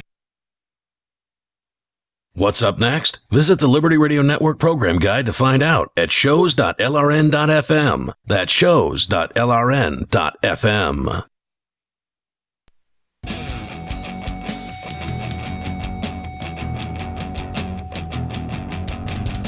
Free Talk Live. Dial in, toll free, bring up whatever you want. Our number here, 855-450-FREE, like freedom. 855-450-3733. We do have the Discord on-air call-in line rooms. Just go to discord.lrn.fm, and you can talk to us that way about whatever you want. And by the way, it is Bitmas, as in Bitcoin Christmas, over at store.bitcoin.com. Christmas shopping just got cheaper. If you're into cryptocurrency or you know somebody who is, you can get 35% off of various swag and also hardware wallets. That is today and tomorrow only. So if you're listening to this via podcast, you may still have time left to take advantage of this offer by going to store.bitcoin.com. It's part of their 10 days of Bitmas promotion. They've got incredible offers from now until Friday, December 14th. If you've been waiting to buy your favorite Bitcoin lover a Ledger Keep Key, these are two different types of hardware wallets, or a new piece of swag, don't miss the 35% off deal available right now and again through tomorrow, which would be the 6th of December. You have to use this code, though, to get the discount. It's Bitmas, B-I-T-M-A-S, 35. Bitmas 35 is the code at store.bitcoin.com. As we continue here. So we've been talking about prohibition, alcohol prohibition, cannabis prohibition, the outrageous changes that the Utah state legislature is positioning itself to make, purportedly in tandem with doctors. See, the doctors say we need to not have so many different maladies that we can treat with cannabis because, you know, doctors, they only took a Hippocratic oath to say do no harm. And I guess we might get confused if everybody can get it. It's not like it's opioids or something. It's not like we're doing harm by prohibiting the people who need a substance from... Oh, wait, no, that is doing harm. Yeah, if you're advocating for continued prohibition, if you're a doctor and you're advocating for this, not total repeal of medical, but a very restricted version of an already restricted policy, an even more restricted version of it, you are advocating the doing of harm by doing that. Oh, but don't worry, Ian. If you have a terminal illness where your life expectancy is less than 6 months, then we'll let you have cannabis. Because you're going to die anyways. I mean, what's the harm? If you have a condition resulting in receiving hospice care, which again is somebody that generally is going to die fairly soon, then we'll let you have therapeutic cannabis. Okay, great. You can have cannabis on your deathbed. You've got to jump through a bunch of hoops and hurdles, and you might have to wind up going before a bunch of boards of licensed physicians. People who are not your physician, by the way, just strangers who are on some board, what they call a compassionate use board in the new legislation that is being cooked up. It's sad stuff, especially the provision that requires certain people with certain issues to try all of the legitimate so-called the standard medicine, the allopathic medicine solutions, which include all manner of pills, which a lot of people have very negative consequences from some of these pills. Not to mention they even come right out, and I think this is where we left off, was you were pointing out that they actually are advocating people use opiates instead of cannabis. Use opiates first, and then if you're not responding to the opiates after we've doped you up for however long, and got you hooked. Yeah, right. And if you're not responding to the opiates, then we'll let you have access to the cannabis. So I just realized that while it does mention opioids or opiates, I misread what the new proposal. So the existing is if you're not responding to opiates or you can't take opiates. The new statement here, which is probably the only good change, is conventional medicine other than opiates. And that's specifically for the chronic pain. Oh, okay. So it specifically says if you're not responding to conventional medicine other than opiates. But still, you have there's to no jump longer through. the requirement that you try opiates first. All right. But again, you've got to jump through a bunch of hoops, and then you have to wind up basically getting the Compassionate Use Board's approval.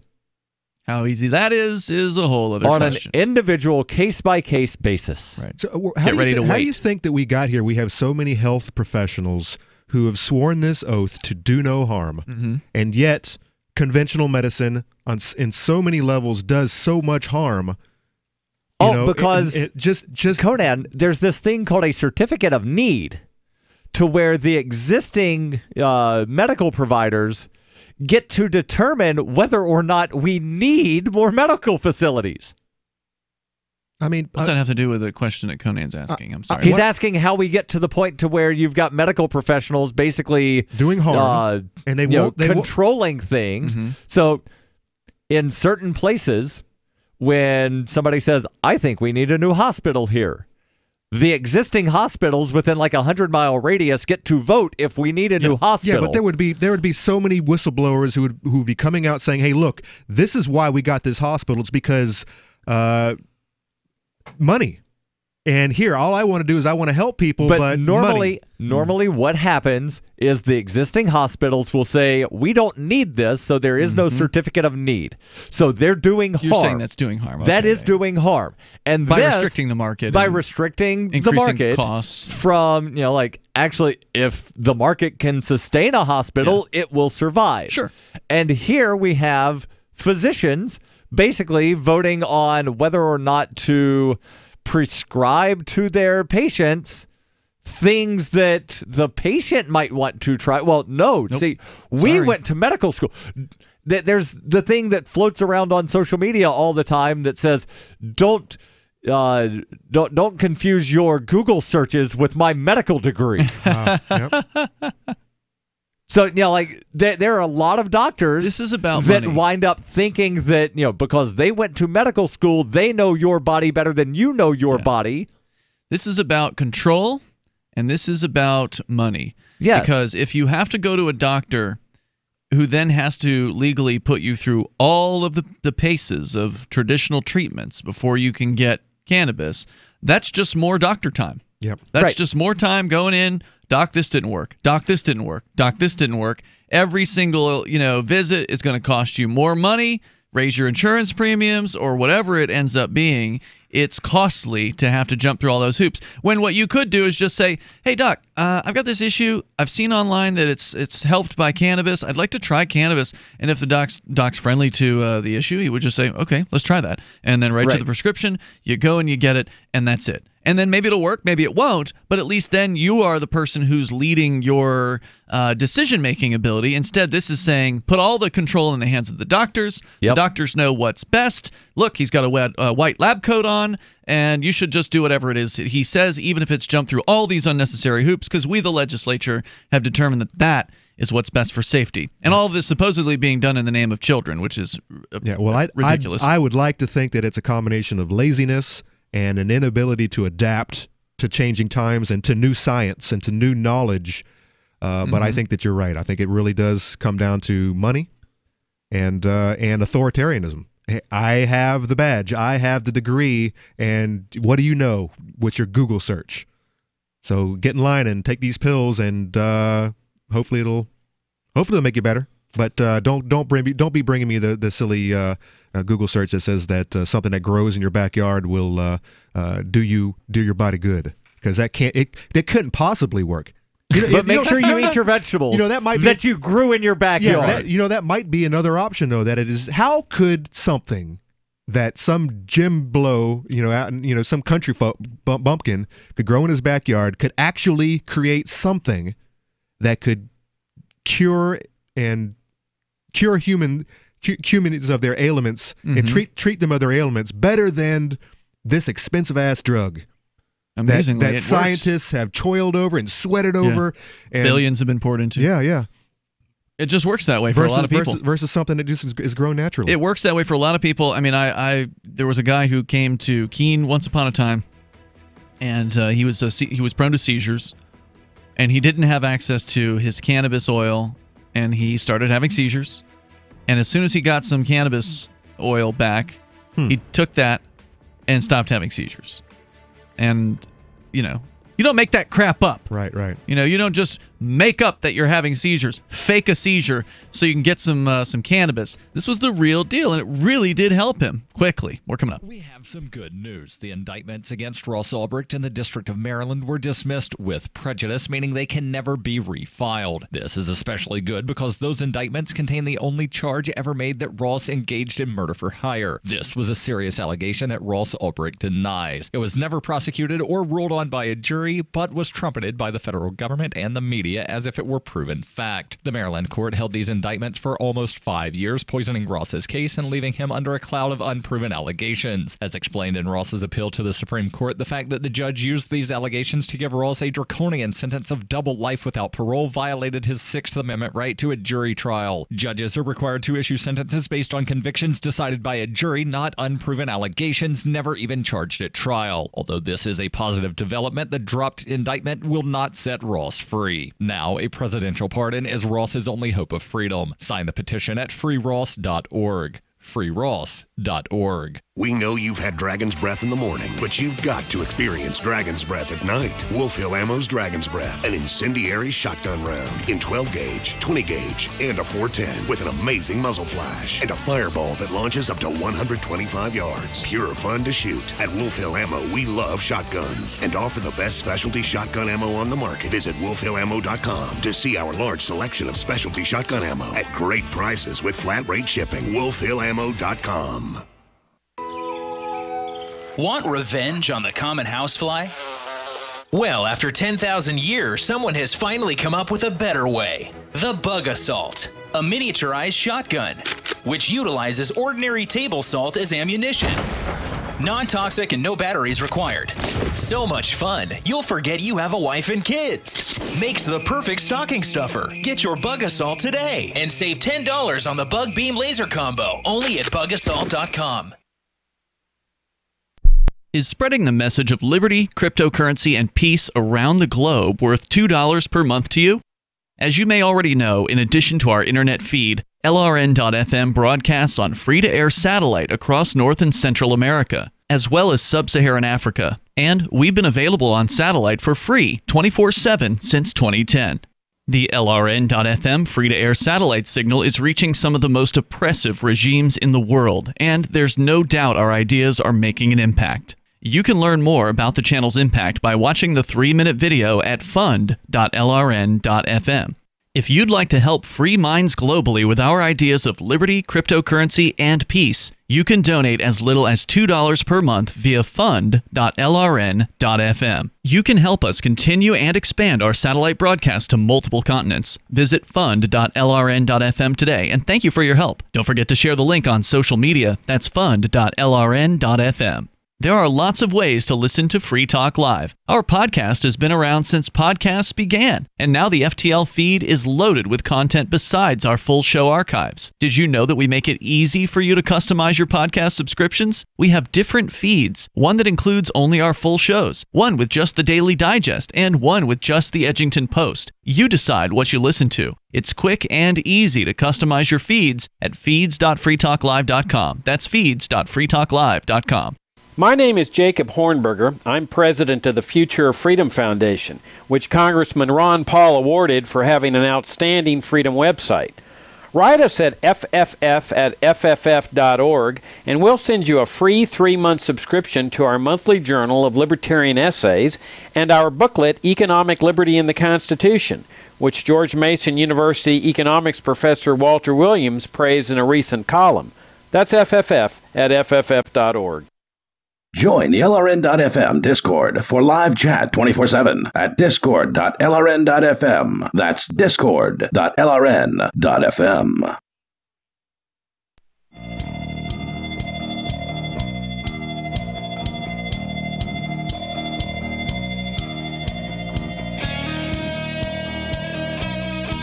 Free Talk Live. Dial in toll free and bring up anything that you want. Our number here is 855-450-FREE. That's 855-450-3733. Decades and decades ago, alcohol prohibition was brought to an end on this very day. You said it was in the early 30s, Darryl? 1933, so 85 years ago. 85 years ago. That way you don't have to do math. Many people likely celebrating today. Probably no one knows about it. No, you don't think? Everyone, if you look at the social webs today, the social networks, they're all complaining about how they didn't get mail today. Oh, okay. But let me tell you. Hold on, I've seen a lot of posts. Yes, I saw about the end of Prohibition. Oh, really? Well, you have different people. You have different friends. But back to the mail, I saw 3 UPS vans on the way here. I ran mail this morning. Guess what we ran? We ran the important mail. We ran toilet paper, paper towels, dog food, all the good important stuff. All that junk mail. Well, we're not getting political flyers anymore, but yeah, some people work today. Well, is prohibition really over, though? I mean, I'm talking about just alcohol prohibition. Obviously, we focused on cannabis and some other drugs earlier in the show here tonight. But is it really over? Because ultimately, didn't prohibition just change form as far as alcohol is concerned? Yeah, you can get it now.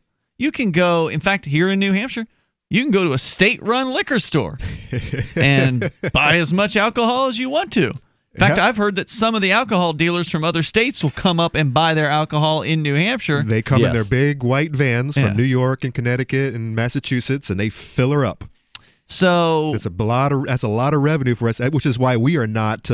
This is not our deal. This is not something that we're concerned with. The legislators here in New Hampshire. It's the out-of-state legislators who are cracking down on this because they are losing money. I just pulled this one up here from the Washington Examiner.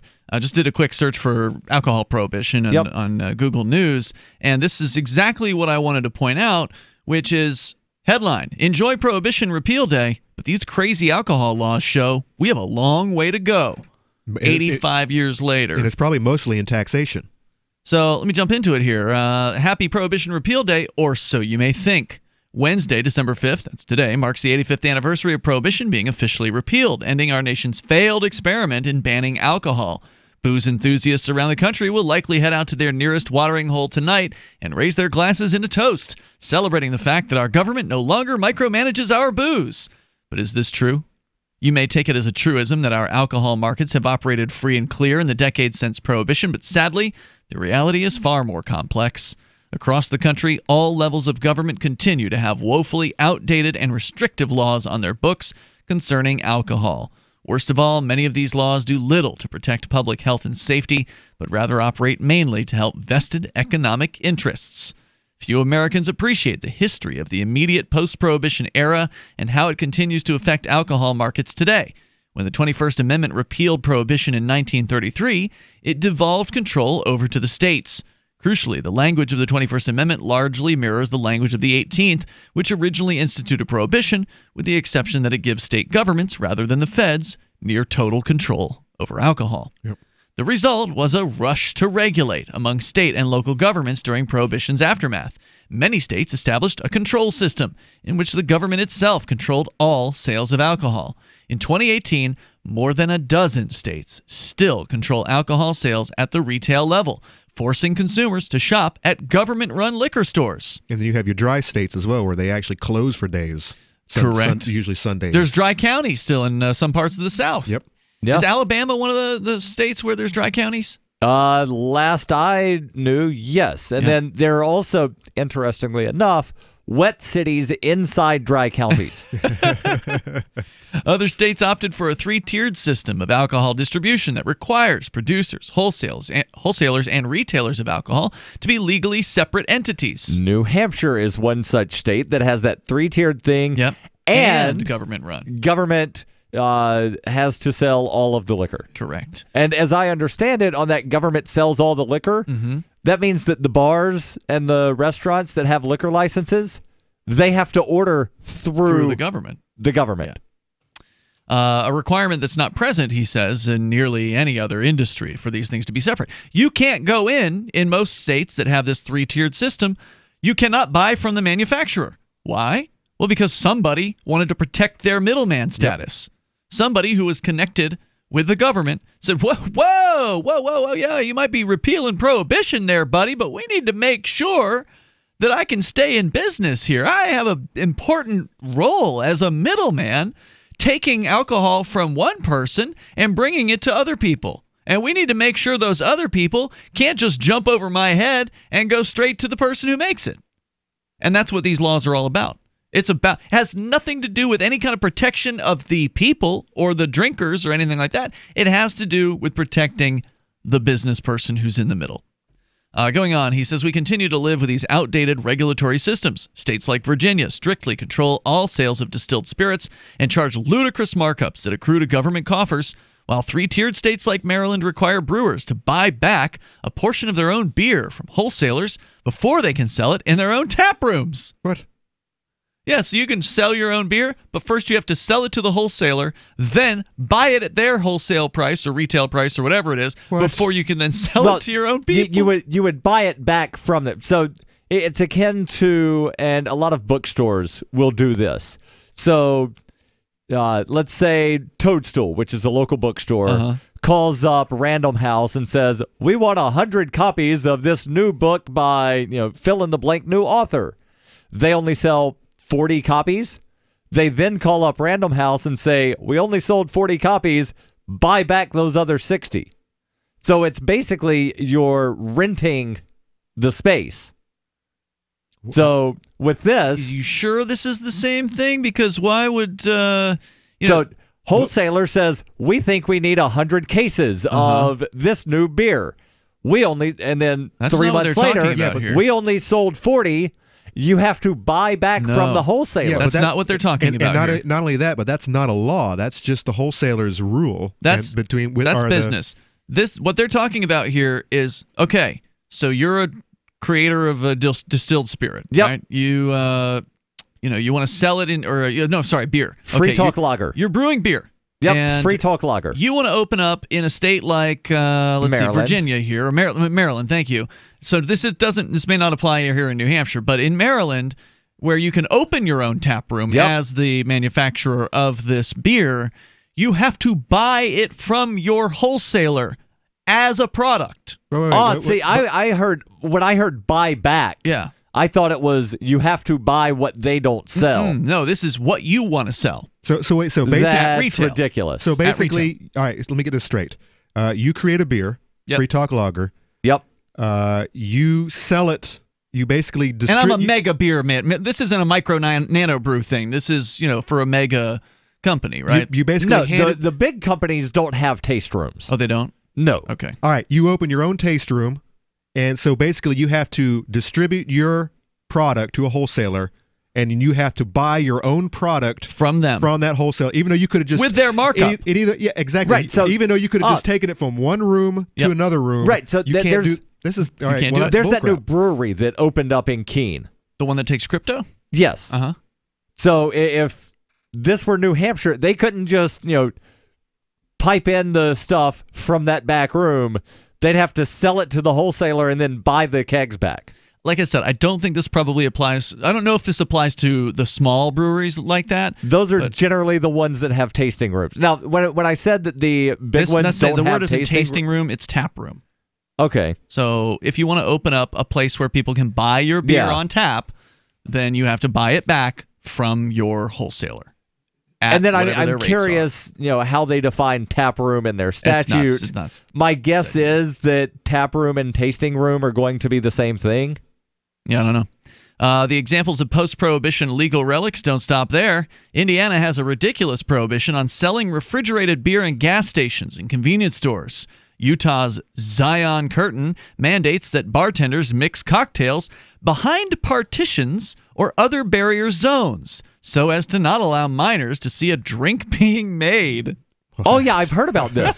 So that they've got this big barrier that, they mix the things and you can't see what they're doing. Darryl, what's the stupid law here in New Hampshire where if you sell beer, you have to actually stock other product too, like milk and food, a certain amount, certain dollar amount? The beer stores have to have $3,000 worth of bread, dairy, and meat, which generally This is New Hampshire. Right, which is generally, here's a bunch of boxes of crackers that are dusty, Spam, 3 years and dried milk. Yeah. That'll last forever. Yeah, and there's a good coat of dust over all the food because it just sits in a corner or whatever because they have to have it. Everyone's finding the loopholes for stupid laws. Yeah, there's more coming up here. 855-450-FREE, 855-450-3733. Did Prohibition really end or just change form? Pain in my neck, back, and shoulders has really gotten worse. Relief for body pain is here with Sunny Bay heating pads. Well, the last thing I want is to take another pill, so what's so good about Sunny Bay heating pads? Sunny Bay heating pads, made by Biomed DB Design right here in the USA, come in all sizes. Our extra large microwavable heating pad for back pain is designed to be large enough to cover your entire back. It's also perfect to wrap around your legs, knees, or shoulder and neck. But I need to know they're good quality. Of course, Sunny Bay heating pads and pillows are often an Amazon choice, and it's easy and most affordable when you purchase your Sunny Bay heating pads right from our website, sunshinepillows.com, or call us 253-678-1361. Hey, a Sunny Bay heating pad would make a great gift, right? Yes, and they start at just $19.99 and free shipping is available. So call 253-678-1361 or shop for your Sunny Bay heating pad at sunshinepillows.com. There are basically two types of advertising, direct response and branding. Radio's great for direct response with its low cost to listener ratio, but audio can't be beat for branding, which is a longer term endeavor. You want to be the first thing that someone thinks of when they think about your product or service. If you have a local business that you want kept top of mind in your community, call the station. If you need national reach, Free Talk Live's got around 200 radio stations, millions of monthly listening sessions, can suit all budgets, and if we don't think we're right for you, we'll tell you. Email me, mark@freetalklive.com. LRN.FM now has a Discord. Discord is a free text and voice chat platform, and we now have our own server with a bunch of channels at discord.lrn.fm. You can join other listeners as they chat about various things during our live shows, or anytime, day or night. Discord software is available cross-platform, so you can have it on whatever device you want and take your chats anywhere. Join our Discord at discord.lrn.fm. That's discord.lrn.fm. You're listening to the live edition of Free Talk Live. Hour number 3 is next after the news here on the Liberty Radio Network at LRN.FM. From Keene in the Shire, the Liberty Media capital of the world, this is Darryl W. Perry, host of FPP Radio News for Wednesday, December 5th, 2018. Silver is trading at $14.49 per ounce. Gold is valued at $1,238 per ounce. Zen is trading at $6, and the average price of Bitcoin is $3,943. Antiwar.com reports Tuesday morning's testimony by CIA Director Gina Haspel on the murder of Jamal Khashoggi has those senators permitted to attend more convinced than ever that the Saudi Crown Prince was behind the plot. Senators are now saying they have zero doubt that is indeed what happened. In early October, reporter Jamal Khashoggi entered the Saudi consulate in Istanbul and was never seen again. Saudi officials have confirmed that a 15-man kill team dispatched to the consulate killed him, though they have persistently denied that the Crown Prince was involved. As Khashoggi was a permanent U.S. resident, this murder is a matter of some import, and many in Congress want a clear rebuke of the Saudis for killing him. Haspel's testimony was behind closed doors and was classified, but those senators who spoke to reporters said she confirmed the suspicions. That should be unsurprising, as the White House had previously forbade Haspel testifying to the Senate, and the CIA had an assessment that expressed high confidence that the Crown Prince had directed the murder. This looms large over an upcoming Senate vote on U.S. involvement in the Saudi war in Yemen, with many wanting to withdraw U.S. support as part of a measure to rebuke them. Senators Bob Corker and Bob Menendez both said their views were solidified by Haspel's testimony, though Corker said he doubted it changed many minds, adding that you have to be willfully blind not to come to the conclusions even before the testimony. Senator Lindsey Graham was also at the meeting and came out concluding that the Saudi prince is crazy and dangerous. He added that he does not view the prince as a reliable partner for the United States. Indications are that this testimony was a last-ditch administration attempt to try to save the Yemen war from a vote by senators angry that Haspel was blocked from testifying. Yet most senators were forbidden from hearing her at any rate, and the few allowed at the briefing came out more convinced than ever of their position, so it is unlikely that the vote will be dramatically changed. The White House has yet to comment further on the matter, though President Trump had already set out a position on the prince that maybe he did and maybe he didn't, and that either way he would not allow U.S. support for the Saudis to change. Zencash is now Horizon. Horizon is a privacy platform built on zero-knowledge technology with a decentralized secure node architecture. The Horizon platform enables real-life uses beyond currency, including the ability to privately chat with other people. Soon, Horizon will enable you to publish information and go anywhere on the web, all with complete privacy. Horizon, bringing privacy to life. HORIZEN.global.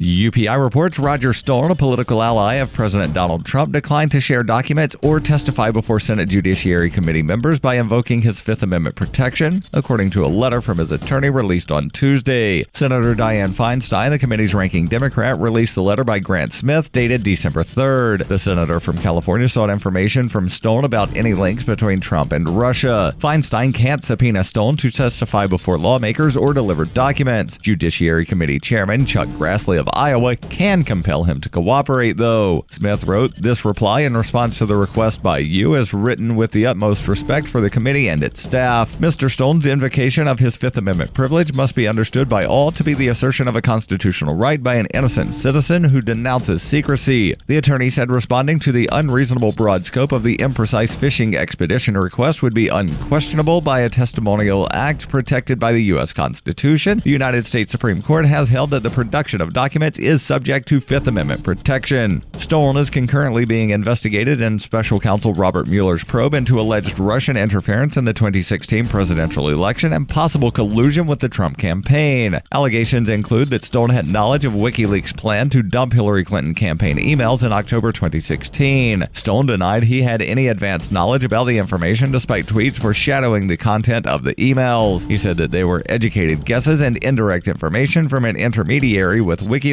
In his letter, Smith wrote his client wants to disclose information in public rather than in closed-door testimony like what he gave before the House Intelligence Committee last year. Smith also noted a transcript of that testimony is expected to be released. Trump has praised Stone for declining to cooperate with Mueller.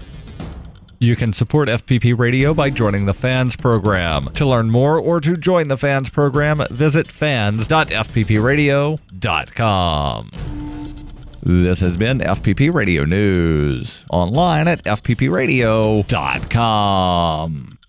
Police in Lehman, Michigan describe a local student's recently foiled plans to commit a deadly school shooting as, quote, embarrassingly bad. Authorities apprehended 17-year-old Trent Bayer Thursday after finding him in an empty hallway struggling to load a pathetically small caliber pistol while simultaneously attempting to unfold an inaccurate map of the school. Lehman Police Chief Ethan Holman elaborated several ways Bayer's strategy could have been more effective, including setting off a homemade explosive in the teacher's lounge, executing popular students first, and at the very least purchasing some military military fatigues. You're not going to intimidate anyone by wearing a tucked-in button-down shirt and pleated trousers.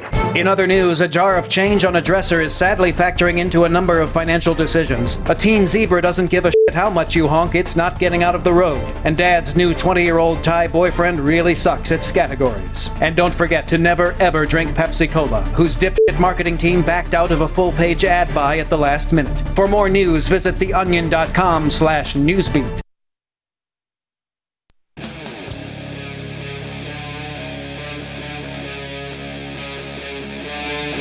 Free Talk Live.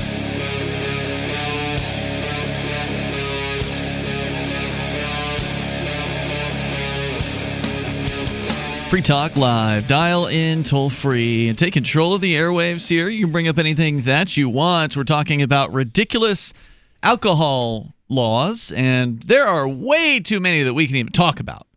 I mean, because we know, Darryl, you and I have spent plenty of time in the New Hampshire state committees, legislative committees. Yes, we have. Especially the ones where sometimes they're proposing changes to the alcohol laws. And so we've heard, just on our own, just being there to observe some of this stupid crap, just some of the most ridiculous rules. Well, one of the ones that did change not too long ago here in New Hampshire was the prohibition of depictions of minors on labels. Right. And the reason that I say it's ridiculous is there was a beer. Now, the company wound up changing the label on their own. Company out of Michigan, I believe, Founders Brewing. They had an oatmeal stout that had a picture of a baby eating oatmeal. That beer was prohibited in New Hampshire because it depicted a minor on the label. Right. Kids might see that and think it's safe to drink. Kids might see this and think that it's juice or something. The babies might drink it. It's ridiculous. I mean, look, children who try beer for the first time are probably disgusted by it for the most part. Because it's an acquired taste. Hey, you know what? Personal story here from my family. My brother drank a mason jar full of paint thinner, white paint thinner that had been dipped in, had been cleaning white paint. Oh my God! Thinking it was milk. Wow! Didn't have a picture of a baby on it. It just looked like milk. And he chugged that stuff down. I think it was. I'm sorry. I think it was. How old was he at that time? A couple years old. Okay. Turpentine and white paint. All right. So we're going to your phone calls here, but there's a few more of these ridiculous rules, and actually. The article here from WashingtonExaminer.com, written by Jarrett, D-I-E-T-R-L-E, Dieterl? Anyway, maybe? Dieterl? Well, anyway, he is actually on the board of the R Street Institute, which is an organization that advocates for, according to their own document here, free markets. Real solutions is what R Street's apparently about. They work extensively on both state and national policy, focusing on issues that other groups tend to neglect. And so this is one of their issues. This is one of them. Yeah. Basically pointing out that, hey, prohibition's still going on here. It's just different than it used to be. How many states still prohibit homebrew?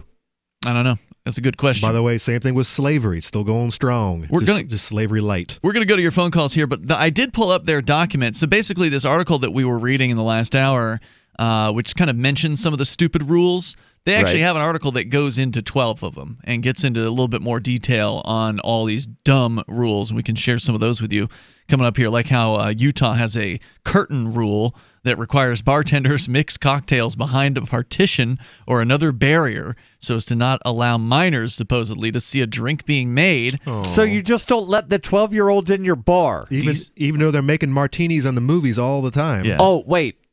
Not every place that sells mixed drinks is a bar, so yeah. DC forbids customers who order bottle service from carrying the bottles around the bar, and on the grounds that, quote, large containers may be used as weapons during altercations. What? Louisiana continues to ban airplane mini bottles.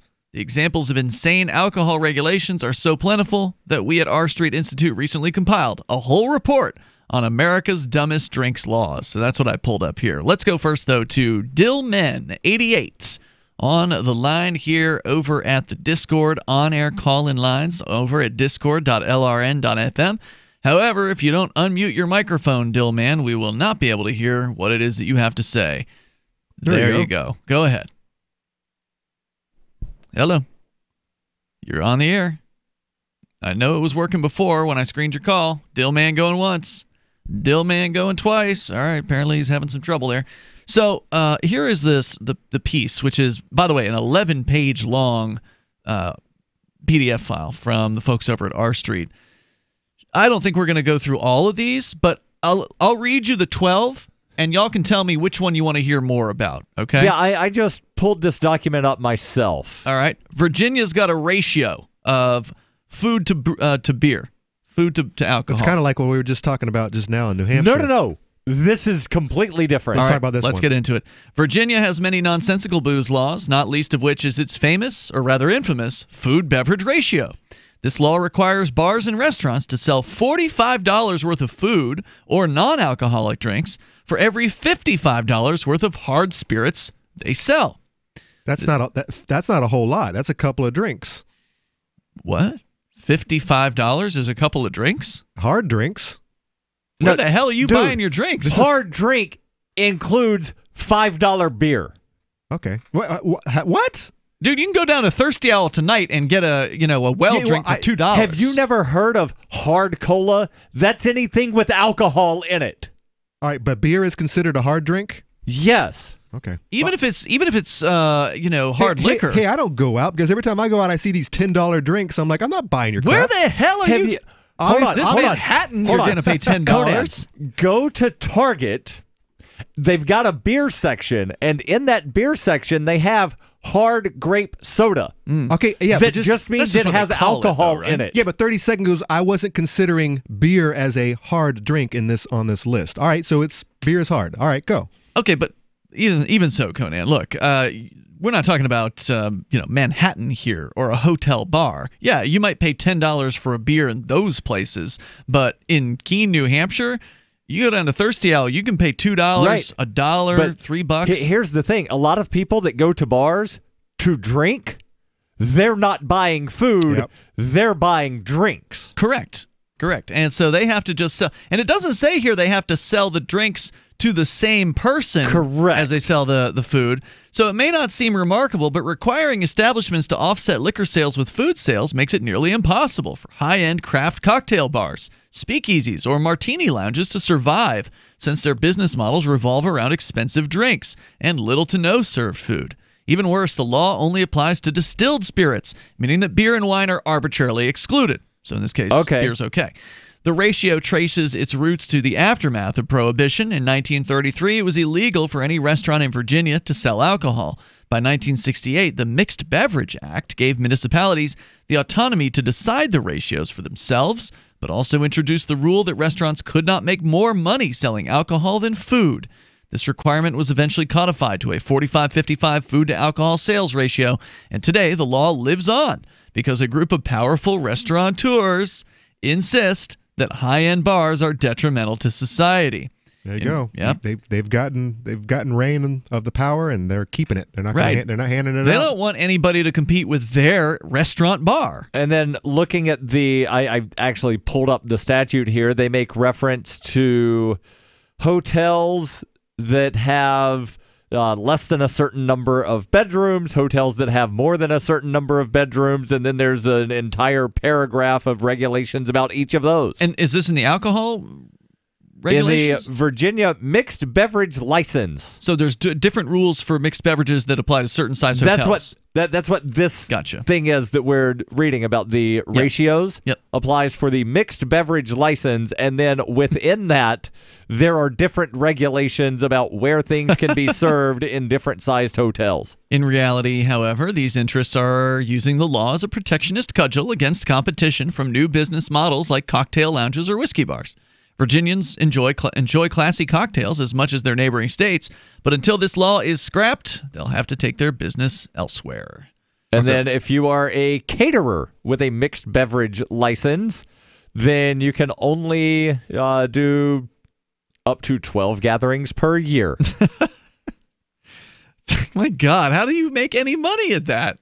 One per month? Yeah. So Number 11 on this, though. That was number 12. This is a list of 12, these ridiculous rules and sort of the history behind them. Number 11, DC's pitcher crackdown, where you can drink at bars and walk around at bars, but you cannot drink and simultaneously walk around at bars in D.C. Watch me. I can drink and walk at the same time. Oh, we have a silly one here in Keene where you can't go and get your beer from the bar and walk outside and sit at the table. That's right. It has to be brought to you and handed to you. I knew that one was going to come up in this conversation. There's more coming up here in moments. 8:55, 450, free like freedom. This is Free Talk Live. What is it costing you in vet bills for that convenience of just pulling open a bag of formulated, extruded, processed cereal bits that cost a ton of money anyways? How do you feed your dog to derive not only energy, but a good coat, bright eyes, and a great attitude? Come to Dynovite for help. DINOVITE.com.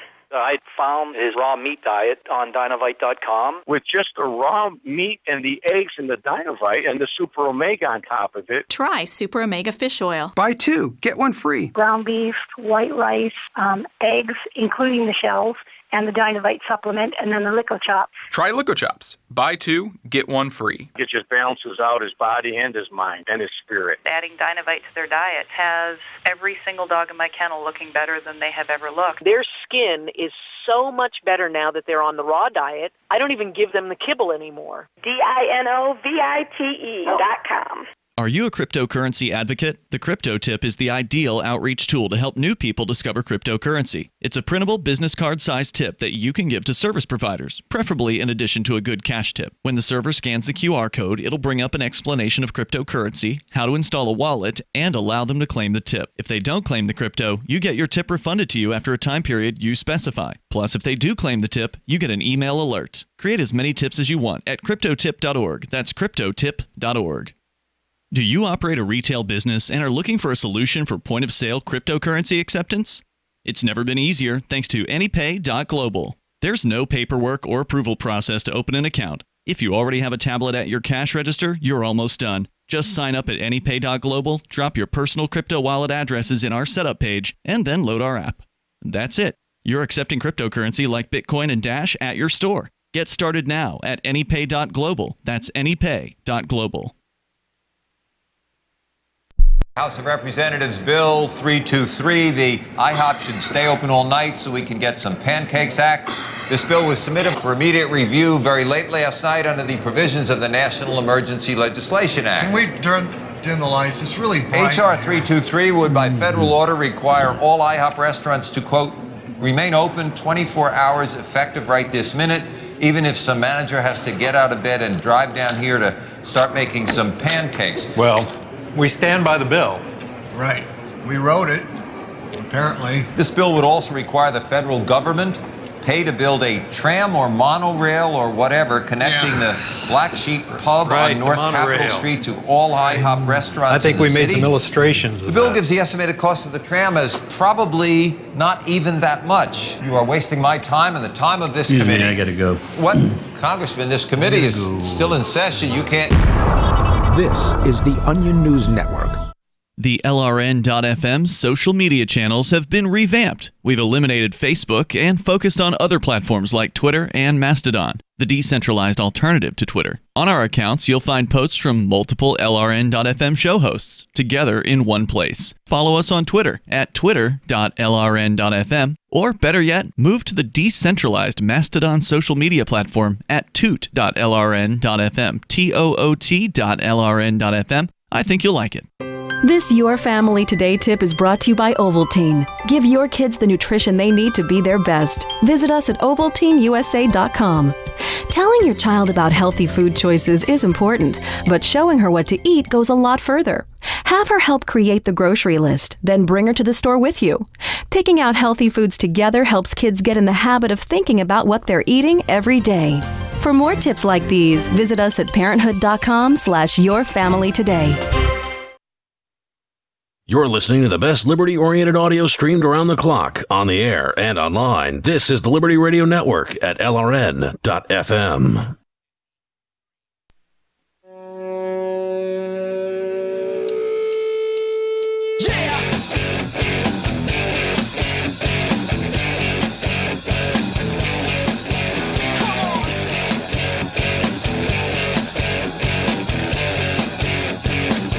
This is Free Talk Live.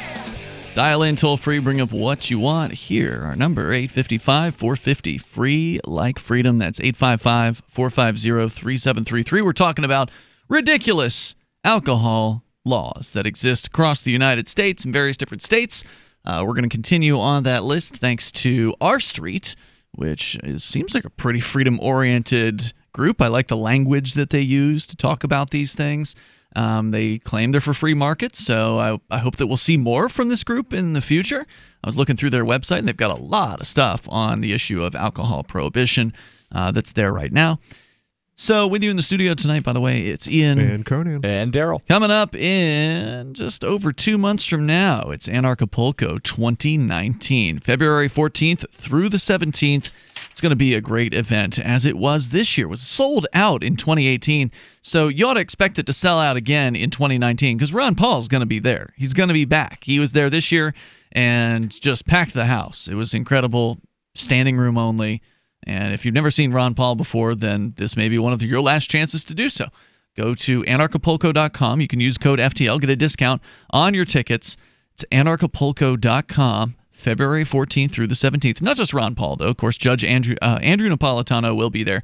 Doug Casey, Larkin Rose, David Icke going to be present, and others that have yet to be announced over at anarchapulco.com. Cynthia McKinney is also going to be there, which some of you may be hearing that and saying, what? What's she doing at an anarchist conference? Former U.S., I think, Representative Cynthia McKinney.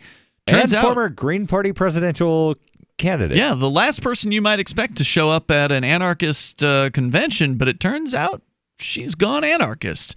And it was thanks to her son, actually, that brought her on board with that. We interviewed her from there last year, so we talked to her about it. It was pretty interesting stuff. So she'll be speaking. Anarchapulco.com, great lineup of speakers, still developing, though. They're still releasing names, discussing entrepreneurship, investment, politics, philosophy, health, sustainability, lifestyles, and personal relationships for 4 days among the sun and beaches of a world-class resort. It's a beautiful location full of cool people like freethinkers, voluntarists, libertarians, anarcho-capitalists over in Acapulco, Mexico, February 14th through the 17th. Go to anarchapulco.com. Use code FTL, like Free Talk Live. As we continue, we go to Doug. He's in Illinois. Doug, you're on Free Talk Live. Go ahead. Yeah, I got kind of tired today of all the media talking about how we should all be in mourning about George H.W. Bush. Oh, yeah. To the bank. The bank, they weren't open. Jeez. No mail delivery today. And I made it a wonderful day. I went out and I began the day by getting me a eggnog latte. Hey, can I bug you to do something for me? I'm sorry. We've got some audio issues here tonight with our phones. Can you back off your phone by like an inch or two? I think that might help with some of the issues that we're having. How about like that? Yeah, much better. Thank you.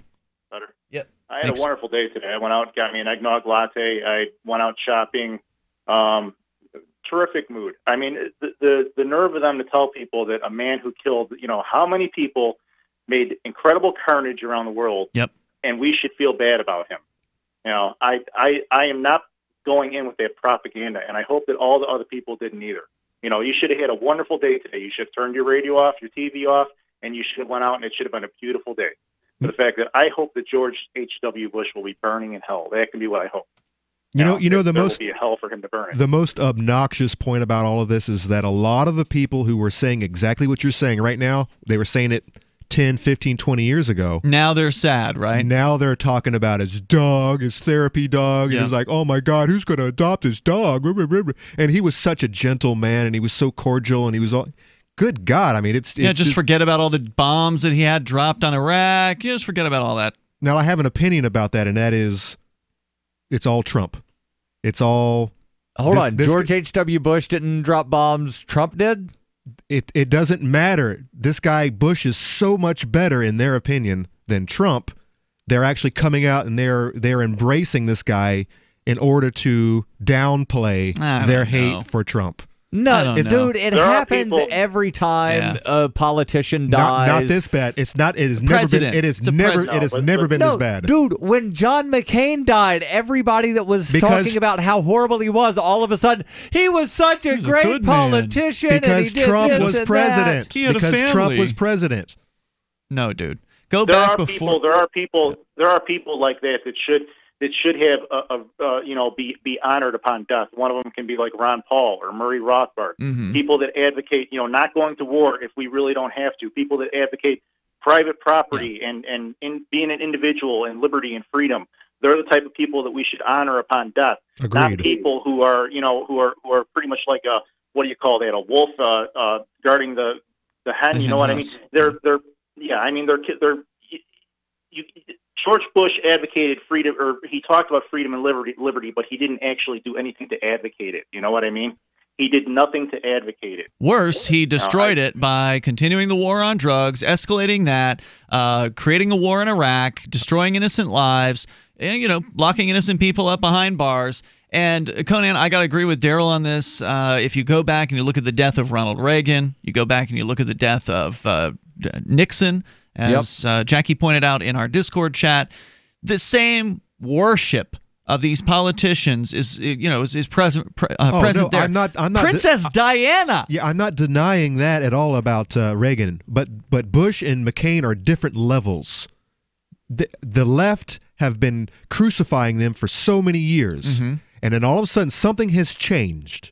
No, nothing has changed, dude. It's not different. No. It's not different at all. What is going on is you can criticize sort of the rules of this are. You can criticize him while he's still alive. You can criticize him while he's in office. But once he's dead, then all of a sudden you have to talk about how great of a man he was and how much respect you had for him. Even though you disagreed with the things he said and the things that he did, you had respect for him because you respect the office and you respect the system. Get back in line, slave. That's what it's about.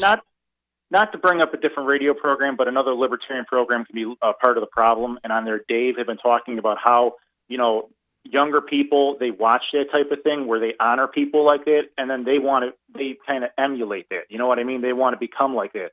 And I think that propaganda, that kind of can be entrenched in who we are being country. You know what I mean? That they do that propaganda to keep the people who, like George W. Bush, in power. You know what I mean? They are like a ruler. That can be what they are. Right. They act about these people as though they are royalty, right? So it's our version of royalty. We have this, and we have Hollywood. Yeah, it's exactly the same thing. People are in mourning when Princess Diana died, and this is the exact same thing, just the version for the United States. Thank you, Doug. Great call. Really appreciate the point. I'm glad you went there tonight because I was just going to ignore it. I don't think any of us had this as show prep tonight, so I appreciate you doing that. Thank you, Doug. The toll-free number here, if you want to join us, is 855-450-FREE. Even Google changed their damn logo today. Oh, is that what that was? That gray crap? The gray logo. I was trying to wrap my head around. And then down at the bottom, what does this one represent? I couldn't. At figure the bottom down of the at page. the bottom, it says President George H.W. Bush, 1924 to 2018. Disgusting. These people are criminals. Presidents are just the head of a criminal gang. That's all they are. I don't care what party they're from. There's more coming up here in moments. You can share your thoughts with us. 855-450-FREE. Did George W. Bush repeal Prohibition? No, he didn't do that either. What the hell did he do that was any good? He said no new taxes, and then raised signed taxes. New taxes. Yep, it's Free Talk Live. You may need this herbal tea for relief right away, so write this down. DRMILLERS clinic.com. If you take meds, then suffer stomach distress, constipation, indigestion, acid reflux, and bloating, and nothing else helps, get Dr. Miller's Holy Tea or Super Holy Tea, a cleansing, detoxifying herbal tea now available at great rates direct from Dr. Miller's office. Call or click 888-660-7039 or DRMILLERS clinic.com. Hear that? That's the sound of a house being trashed while a gang of thieves ransack the place. And what they don't steal will be destroyed. This year, resolve not to be the next victim of a break-in. Go to faketv.com and discover a device that creates the illusion someone inside is watching TV, even when you're miles away. Security is a mindset, and Fake TV should be part of your security solution. Be vigilant, but not fearful. faketv.com. Since time began, tyrants have taken aim at personal liberties. Now there's a movie that aims back. The government has no more right to tell us what to put in our bodies than they have to take our guns or tell us what books we can read. 6 drug police were eaten by bears while raiding a marijuana farm. On your knees, you dirty hippie! Jesus. On your knees! What's the problem, officer? Today, many cops who enforce pot laws do so only because it provides them with cushy jobs, good benefits, and a chance to push people around. I was an undercover narcotics officer. The drug war is nothing but a farce. The Second Amendment says you gotta keep you and your gat intact.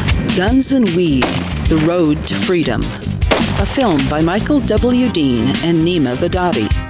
DVD available now at gunsandweed.com or on Amazon. That's gunsandweed.com. Makes the perfect gift. Remember, that's gunsandweed.com.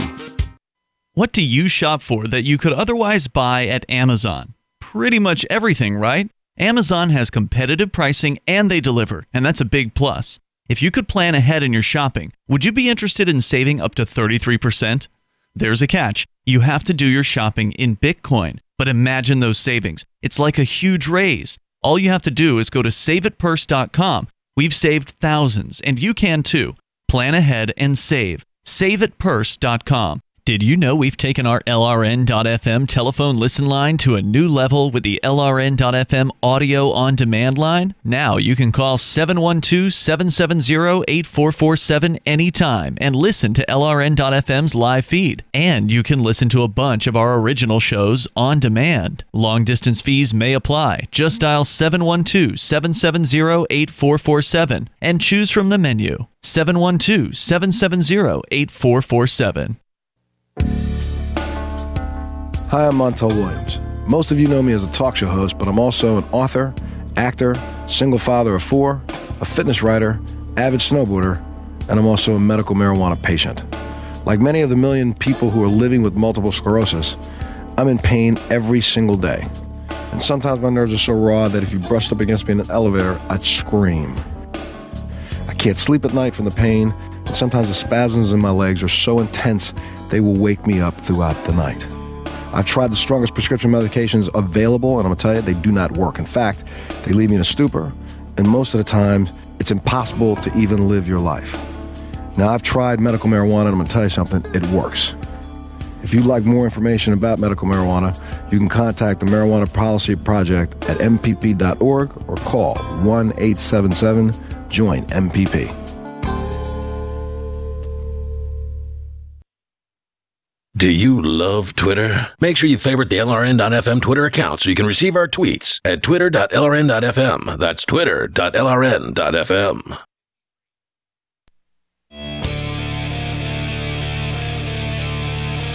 Free Talk Live. Whether it's alcohol, prohibition, or corrupt thugs known as presidents, you can talk about it here on Free Talk Live. Open phones as always. Our number 855-450-FREE.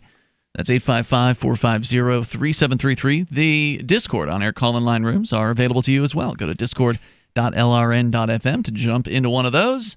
In fact, that's where we're going next. But first, I want to let you know, it's Ian.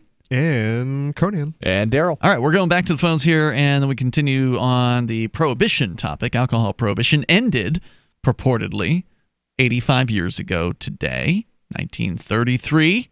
And we'll tell you a little bit more about some of the terrible laws that are still in place, proving that prohibition really ultimately just changed forms and lessened only slightly. But let's go first to Turd Ferguson. He's on our Discord, on our call-in line room. Go ahead, Turd Ferguson. You're in Pennsylvania. Yeah, Shrewsbury, Pennsylvania. Yeah, so I just wanted to talk about George H.W., or actually, well, I had two things to say, but I wanted to start out with George H.W. Bush, who I thought it was a really interesting conversation that just happened. And it's interesting how the U.S. federal government, when a foreign leader dies, who many people know are war criminals and have killed lots of innocent people, it's funny how they've been known to take their bodies once they die and drop them into the sea from planes, thousands of feet above the air. In the case of Osama bin Laden, for instance, he wasn't actually dropped out of a leader. plane. I thought he was dropped off a ship. Yeah, I thought they threw him off a ship. Well, whatever. He landed in the ocean. I mean, they threw him. They threw him overboard. Then he also wasn't a foreign head of state. Yeah. You're talking about foreign leaders, and he doesn't meet that definition. The heads of state tend to treat each other with a certain level dignity, of respect. Let's remember Gaddafi. He was drugged naked through the streets by his own people, and I think he had something stuck up his butt. So you let the actual people who he has hurt get then a they hold give of them the burial they deserve. Oh, you better believe they get it. They get what was coming to them. But people in the United States are brainwashed. They don't think presidents are thugs. No, they're kings, royalty, emperors. Let's even just take the case of Saddam Hussein, who was publicly humiliated when he was about to be hanged in front of thousands of people. That's a good example. He was a head of state, and it's just interesting how, I mean, when you really think about it, they probably killed an equal amount of people in their careers as far as innocent people go. You mean Saddam compared to George W. Bush or H.W.? Probably. I'd say probably. Well, to be honest, George H.W. Bush may have killed more. I'd have to look at the raw numbers. Yeah, but it's just interesting how they treat the two separately, and I just wanted to add that. I think Saddam's probably one of the best examples you can give of what you're saying. Well, if Saddam had never pissed off the powers that be, he'd still be where he's at. Well, they put him there. Yeah, exactly. Yeah, he was good buddies with everybody, and Cheney going and visited him. But I mean, messed up. He decided to go his own way. Yep. And nope, not happening, bro. We got to make an example out of you. Right. And I remember back in the 80s when Saddam Hussein was America's buddy. What was the statement? The enemy of my enemy is my friend. Mm-hmm. Go ahead. Ended up hiding in a hole toward the end of his life. I agree with all that stuff. Look, they were both war criminals, in my opinion. On another note, I did want to give you guys 2 big thumbs up. You guys have been doing a fantastic job lately with the jazzy cams. Oh, thanks. To the studio cams. And my dog Hendrix loves that, by the way. I'm not joking. How does Hendrix can actually see the dog on the camera? Oh yeah. Oh, he definitely can. Dogs can see things. Yeah, that's true. Not all of them are interested in what goes on television. Yeah, I have never had animals who were interested with anything going on the television. Yeah, I've seen it happen before with certain animals, but it's pretty uncommon, I would say. Yeah, he's a pretty smart dog. All right, cool. But it's cool. It's cool. It's interesting. But also, and most importantly, the after show, the Freer Talk Live, Free Talk Live after show, fantastic. Freaking 4 stars, 2 thumbs up. It is probably by far the best after show on internet radio right now. Or 4 stars out of how many? Like what's your scale here? 4 out of 4 stars. Excellent. It was it's fantastic. I'd say if you're a Howard Stern listener and you like the wrap-up show with Gary Delabate and John Hein, the FTL after show is better than that. Hey, cool, man. Wow. Yeah, I mean to all the listeners, if you're listening right now, you need to go on Twitch and listen to this after show. Fantastic stuff, totally unedited. You can call in and say whatever you want. It's true. Oh man, almost anything you want. At the very least, I will say there are no FCC censors on Twitch, but there are certain things. One of the topics we discussed last night was some of the things you aren't allowed to do on the Twitch platform. And I was just looking at their community guidelines, and apparently you do need to mark a stream as mature if you're going to be talking about things like sex. So we've been doing that. So I've gone ahead and made the LRN channel a mature channel on Twitch. Were you playing radio the other night? Actual copyrighted music? Yes, on Twitch. Is that allowed? Yes, it is. Or they just kind of look the other way? No, it's allowed. They'll mute it later. But during the live stream, they'll let you play whatever copyrighted music you want to. Wait. All right, so you potentially, everything you were saying during that music is muted now. Potentially. I haven't gone back to check that episode, but the first episode where I played some music, they didn't mute it. Okay. So, but that's how it works. Hey, Turd Ferguson, thanks for the call. Thanks for the comment, the compliment. I appreciate that. And we will continue doing some of these after shows. We are doing 1 or 2 per week, basically, over at twitch.lrn.fm. If you would like to go and follow our Twitch channel there, you can do that. Twitch.lrn.fm. As we continue, we'll take your calls and thoughts about whatever you want. Oh, yeah. One other thing about George W. or H.W. Bush to remember. Iron Contra. Well, there's that, but he also ran the CIA. Oh, yeah. You know, speaking of, one of the only Americans who doesn't know where he was the day of Kennedy's assassination. Really? Oh, really? That's a strange thing to not remember. Yeah, when he was head of CIA. Mm-hmm. And there are pictures of him in Dallas, or what supposedly are him. Mm-hmm. Was he the babushka lady? No, he's the skinny dude, the skinny Texan. But yes, very, very curious that he didn't remember where he was, and he's held on to that for. I mean, if in case you didn't believe any of the other things we were saying about him, involved in murdering innocent people, like in Iraq, just the fact that he ran the CIA should be enough of rationale to think, oh yeah, this guy's probably no good. Yes, probably no good. Probably not worth remembering in any kind of fond way at all. Well, the best thing he did was die, because now his memory has been immortalized as the hero of our country, and the best thing for him, you mean? And many, many children in the future years will learn of his great doings, and they'll never learn of anything that ever went bad. So back to the fun stuff here. We've got the dumb drink laws from R Street, which is sounds like a pretty liberty-friendly firm. At least they sure as hell are on the right side of the issue on ending alcohol prohibition for good, like actually ending it and repealing all these dumb laws, like DC's pitcher crackdown. This is number 11 on their list of 12, where you can drink at bars, but you cannot walk around while drinking at bars.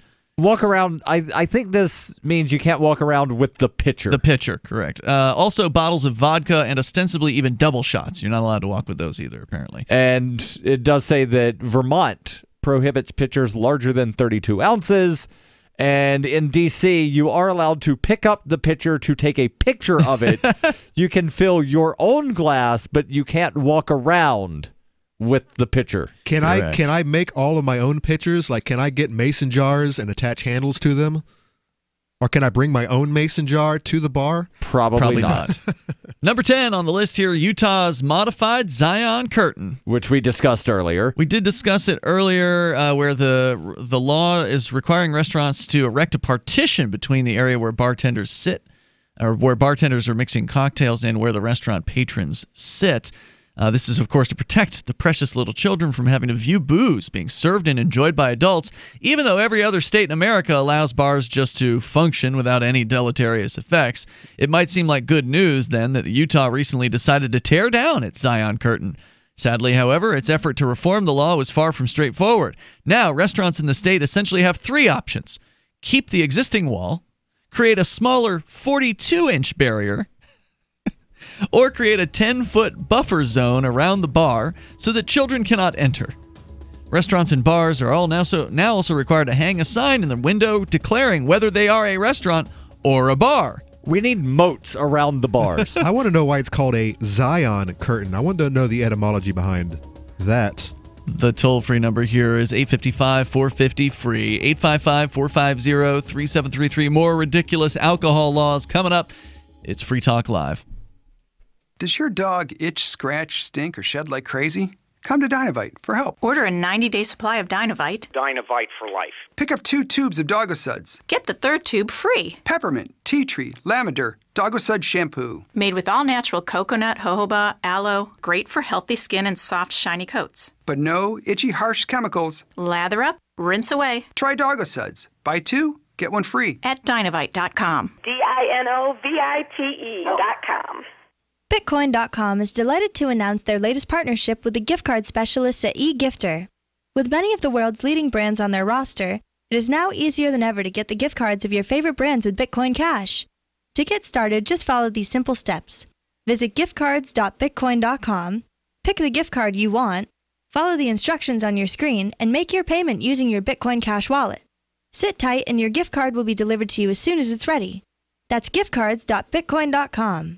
Offer not valid in all states or where prohibited by law. Loans are subject to lender approval. See website for details. Do you need extra cash to buy gifts or just to pay all those extra bills during the holidays? Well, now you can get cash fast this holiday season with a personal loan for up to $5,000 right from your phone or PC at 79cash.com. How fast can you get your cash? Well, with 79cash.com, our lenders can have your cash at your bank account as soon as tomorrow, regardless of your credit history. Just have a checking account and a regular source of income. Go to 79cash.com and you can get the cash loan you need now. So if you need cash fast this holiday season to buy gifts or pay all those extra bills, go to 79cash.com and get the cash you need. Visit 79cash.com. Type www.79cash.com directly into the address bar. That's 79cash.com. 79cash.com. 79cash.com.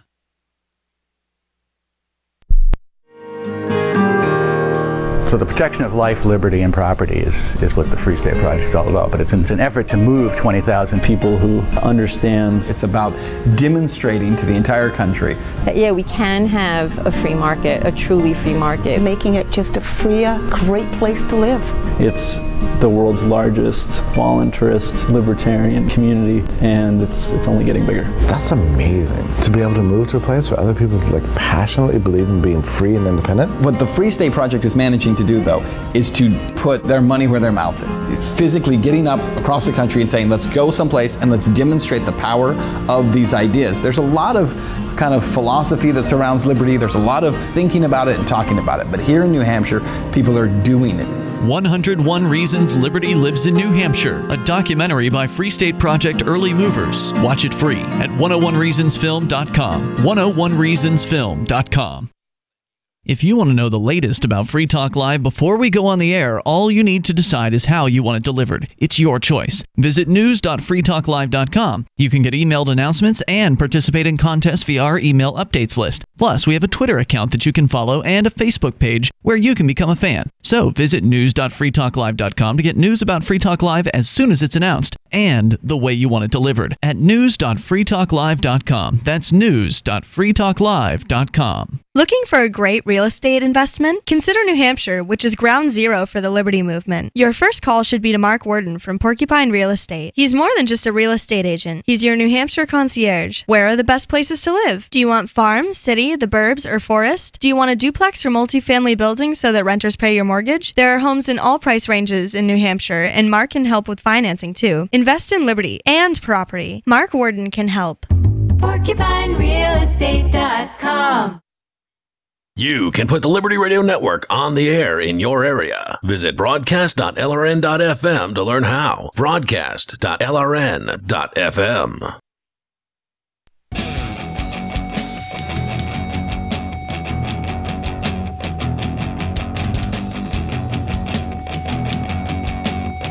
Hey, it's Free Talk Live. It is the very end here, not quite. So the remaining moments, enough time for you if you want to join us. Our number is 855-450-FREE. That's 855-450-3733. We've got the Discord on our call-in line rooms as well over at discord.lrn.fm. Here in the studio tonight, it's Ian. And Conan. And Darryl. And we are celebrating the end of... well, the supposed end, the federal end of alcohol prohibition. Let's wait until we're on. We got to wait until we're on the camera here. Yeah, it's currently on Jazzy Cam. The auto switching. And now it is on us. And we can do it right here in front of the camera. I'll ching ching. Drink. There we go. To that.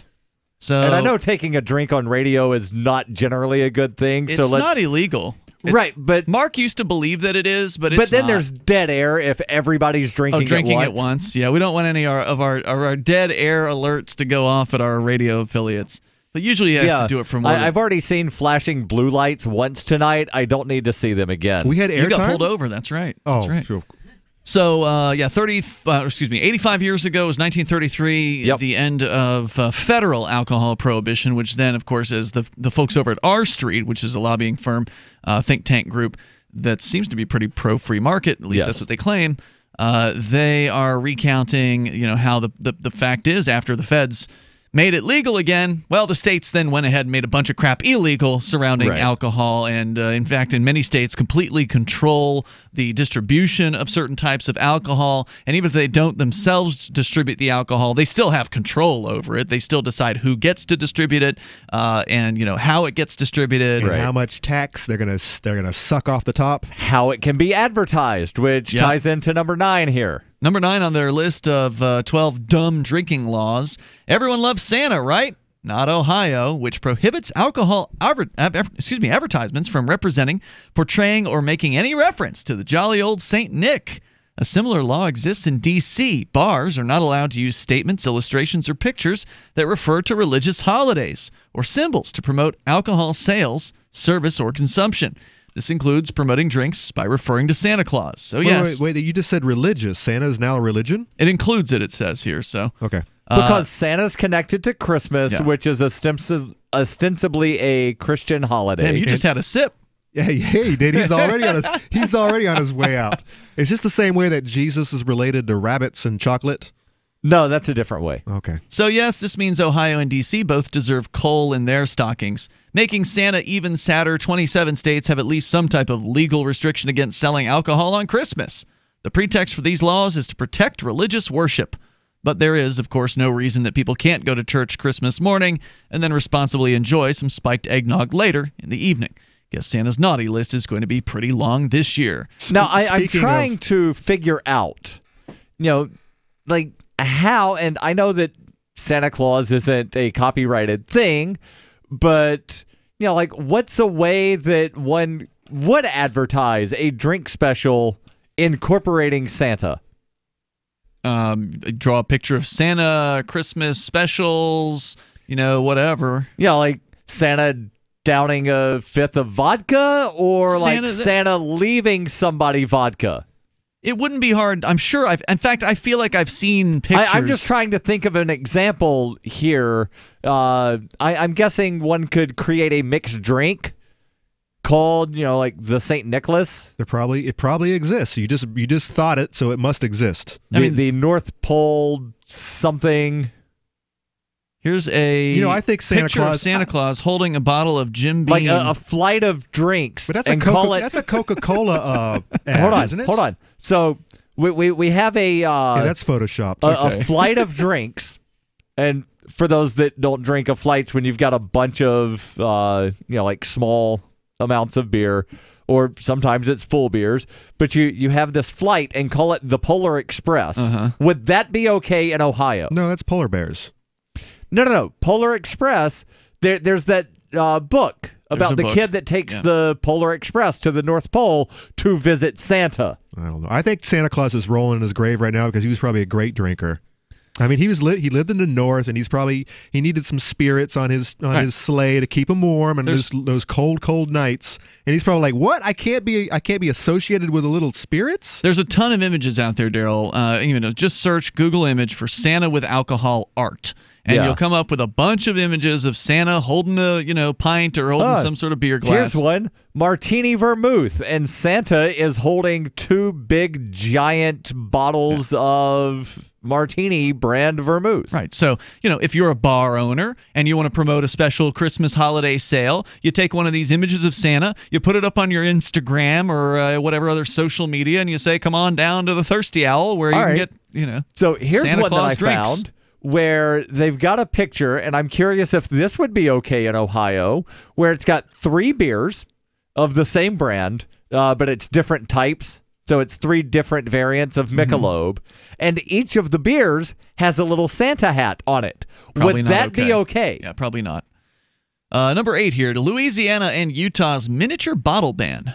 Dierks Bentley may like singing about getting drunk on a plane, but he better make sure his jet is taken off from the right state. Get these America has had a long and complicated relationship with mini booze bottles, also known as airplane bottles or nips. These little 50-milliliter vessels of joy are still frowned upon in many states, including Louisiana, which legalized larger 100-milliliter versions in 2014, but still prohibits the normal 50-milliliter size. Wow. The theory behind the ban appears to be that mini bottles, they say, accelerate drunkenness among the populace, even though they contain less booze. And you have to drink a whole lot more of them, and they're usually more expensive. Right. You could buy friggin' a whole bottle for the price of like 2 a handful of those. Yeah, I don't know what the little mini bottles are, but I was going to say maybe. You've never seen those? I've seen them. I've never bought them, so I don't know. Well, they're miniature bottles of liquor. What else do you need to know about them?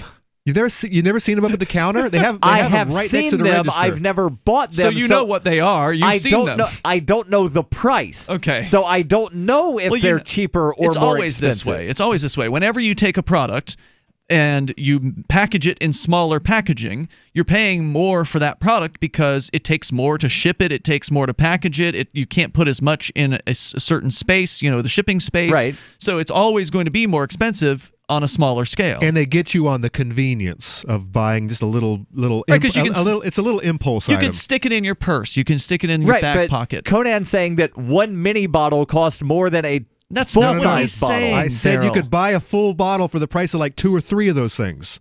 I don't know if that's accurate. And especially if you're buying them from the mini bar in a hotel, then you're really getting fleeced. Oh yeah, they charge you $4 for the 50-cent bottle of water. Yeah, I honestly don't know the price of these little things because I would never go there. Yeah, I don't know the price of them either, but Conan's not wrong when he's making the general statement that a few of these mini bottles, you're probably getting to the point of just buying a whole bottle and you get way more. Like bottle. air numbering that a little mini bottle is $2.30. Yeah, so what's it cost for a bottle of alcohol? $7, $9, something like that? Depends on what it is. Some bottles are $20, $30. That's not the point, Darryl. Let's move on. Confusingly, Utah first legalized minis in 1969 since they were viewed as preferable to carrying large bottles in brown bags. In 1990, however, they reversed course and banned them.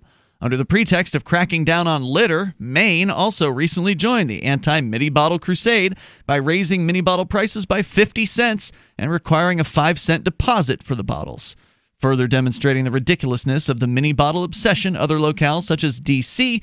not only allow mini bottles but require customers to buy at least 6 every time they purchase them. So you can buy a 6-pack, you just can't buy a single. In D.C. Yes. Sadly, some state governments appear determined to make cramped airplane rides even more miserable for everyday Americans. Number 7. We go to your home state, Darryl, of Alabama. They forbid booze advertisements that feature a person posed in an immoral or sensuous manner. In 2009, the state used that law to ban a bottle that depicted a nude nymph flying with a bicycle. Needless to say, policing what is immoral or sensuous is pretty tricky work and raises questions about the many different types of alcohol for sale that include the words like bastard in their names, as well as even more aggressive ones. Other states such as Michigan have similar laws. It infamously targeted Flying Dog's Raging Bitch Beer as, quote, detrimental to the health, safety, and welfare of the general public. Now, the Alabama statute goes even further in that all proposed advertising shall be submitted to the ABC board for prior approval before dissemination within the state of Alabama. There's 6 more of these things here, and I will grab a link to this. We'll put it up on our Twitter at twitter.freetalklive.com. I had to look up the nude nymph with a flying bicycle. That is just weird. Our Mastodon over at toot.freetalklive.com. Our Telegram at telegram.freetalklive.com. You can grab the link there and dig into the remainder of these, because we didn't even get to number 1. We'll see you tomorrow night. Online in the meantime at freetalklive.com. If you're going to drink, do it safely. See you tomorrow. If you're looking for work, the person you are applying to may be even more nervous than you are. And the way things are now, your references have never been more important. Here are 3 tips. First, know that employers are checking. Every hire is under the microscope these days. Second, they won't just be checking references you provide. Figure that all of your ex-employers will get a call and be asked, would you hire him or her again? Third, assume you will be Googled. So before you apply, remove all those party animal photos from your Facebook page. Even if you're not in the job market, effective communication skills have never been more important, with money and attention so scarce now. For more tips for job seekers and getting better results in all your day-to-day communication, hit survivalspeech.com. I'm Holland Cook. Are you tired of governments murdering people around the world? Stop using their money. There is an alternative. Bitcoin is a stateless, free market, non-political currency. Bitcoin cannot be inflated or controlled by any government. By using their money, you are helping the state. Stop doing it. You have an incredible alternative available now. Learn it, use it, spread it. Get started with Bitcoin at bitcoin.com. That's bitcoin.com. Some of you asked, and now we've delivered. LRN.FM's live Keene, New Hampshire studio shows are now streamed in HD on Twitch. Visit our channel at twitch.lrn.fm and give it a follow. If you have Amazon Prime, you get 1 free subscription on Twitch. If you use it on our channel, Twitch will give LRN.FM a monthly piece of your Prime subscription cost. So please watch, follow, share, and subscribe to twitch.lrn.fm. That's twitch.lrn.fm. The Torchwood Report is coming up next, live after the news on the Liberty Radio Network at LRN.FM. From Keene in the Shire, the Liberty Media capital of the world, this is Darryl W. Perry, host of FPP Radio News for Wednesday, December 5th, 2018. Silver is trading at $14.49 per ounce. Gold is valued at $1,238 per ounce. Zen is trading at $6, and the average price of Bitcoin is $3,943.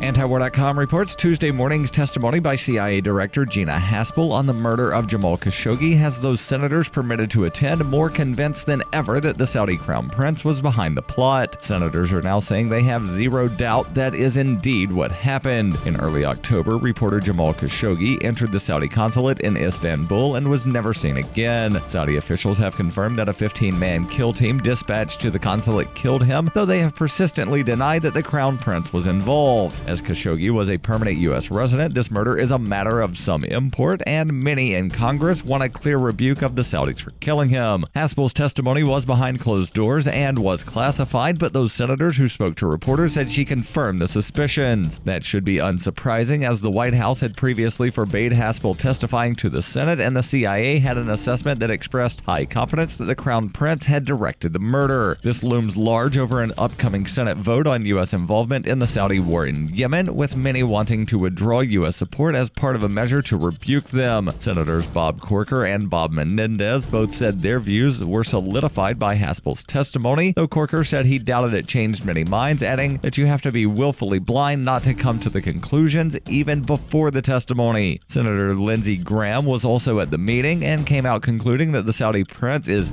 crazy and dangerous. He added that he does not view the prince as a reliable partner for the United States. Indications are that this testimony was a last-ditch administration attempt to try to save the Yemen war from a vote by senators angry that Haspel was blocked from testifying. Yet most senators were forbidden from hearing her at any rate, and the few allowed at the briefing came out more convinced than ever of their position, so it is unlikely that the vote will be dramatically changed. The White House has yet to comment further on the matter, though President Trump had already set out a position on the prince that maybe he did and maybe he didn't, and that either way he would not allow U.S. support for the Saudis to change.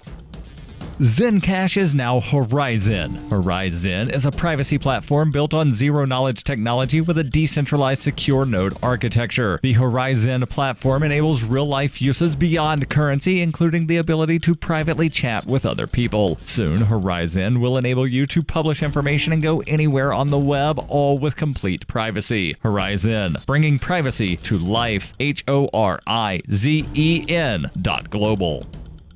UPI reports Roger Stone, a political ally of President Donald Trump, declined to share documents or testify before Senate Judiciary Committee members by invoking his Fifth Amendment protection, according to a letter from his attorney released on Tuesday. Senator Dianne Feinstein, the committee's ranking Democrat, released the letter by Grant Smith dated December 3rd. The senator from California sought information from Stone about any links between Trump and Russia. Feinstein can't subpoena Stone to testify before lawmakers or deliver documents. Judiciary Committee Chairman Chuck Grassley of Iowa can compel him to cooperate, though. Smith wrote, "This reply in response to the request by you is written with the utmost respect for the committee and its staff. Mr. Stone's invocation of his Fifth Amendment privilege must be understood by all to be the assertion of a constitutional right by an innocent citizen who denounces secrecy." The attorney said responding to the unreasonable broad scope of the imprecise fishing expedition request would be unquestionable by a testimonial act protected by the U.S. Constitution. The United States Supreme Court has held that the production of documents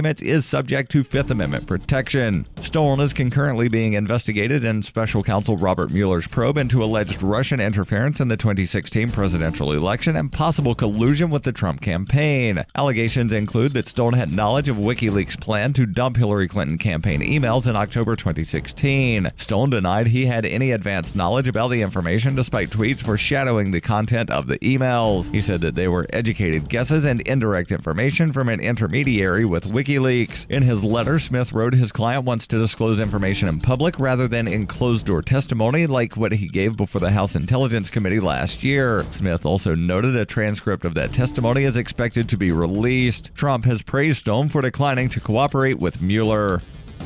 You can support FPP Radio by joining the Fans program. To learn more or to join the Fans program, visit fans.fppradio.com. This has been FPP Radio News, online at fppradio.com. For ages, scientists have associated the Earth's cosmic location with a wide spectrum of interstellar phenomena. But a study from the International Astronomical Union says that not only is the Earth far from the most interesting part of the cosmos, but is in fact located in the lamest, least awesome part of the universe. We're billions of light years away from any supermassive black holes, interstellar explosions, or really anything even moderately cool. Our nebula just sucks so hard in comparison to some of the things out there. Not only is the planet Earth and its solar system, quote, basically the most boring region of the entire universe, but a number of irregularly shaped galaxies illuminated in the Hubble Ultra Deep Field prove to be infinitely cooler than any of the weak-ass, boring-as phenomena occurring in the Milky Way. I mean, there's a black hole out there that weighs 21 billion solar masses, and it's 336 million light years away. Our black hole? It couldn't tear a mid-sized star apart. We're the cosmic equivalent of a cul-de-sac. This is the Onion News Network.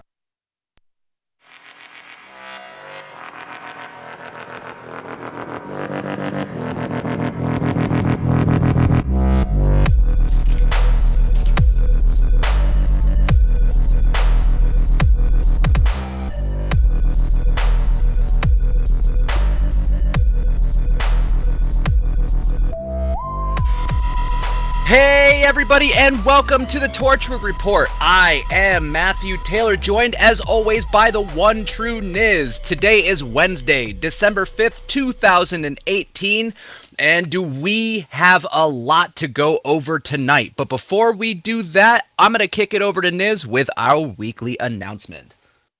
This broadcast is covered by the BIPCOT No Government License. That means that you are free to use or rebroadcast portions or segments of this show so long as you are not an agent or advocate for government. If you fail to heed this warning, you're going to be socially shamed. For more information, please visit bipcot.org. That's BIPCOT.org. So, it's been a pretty interesting week. It's been all the news has been all over the place, whether it's been the passing of President George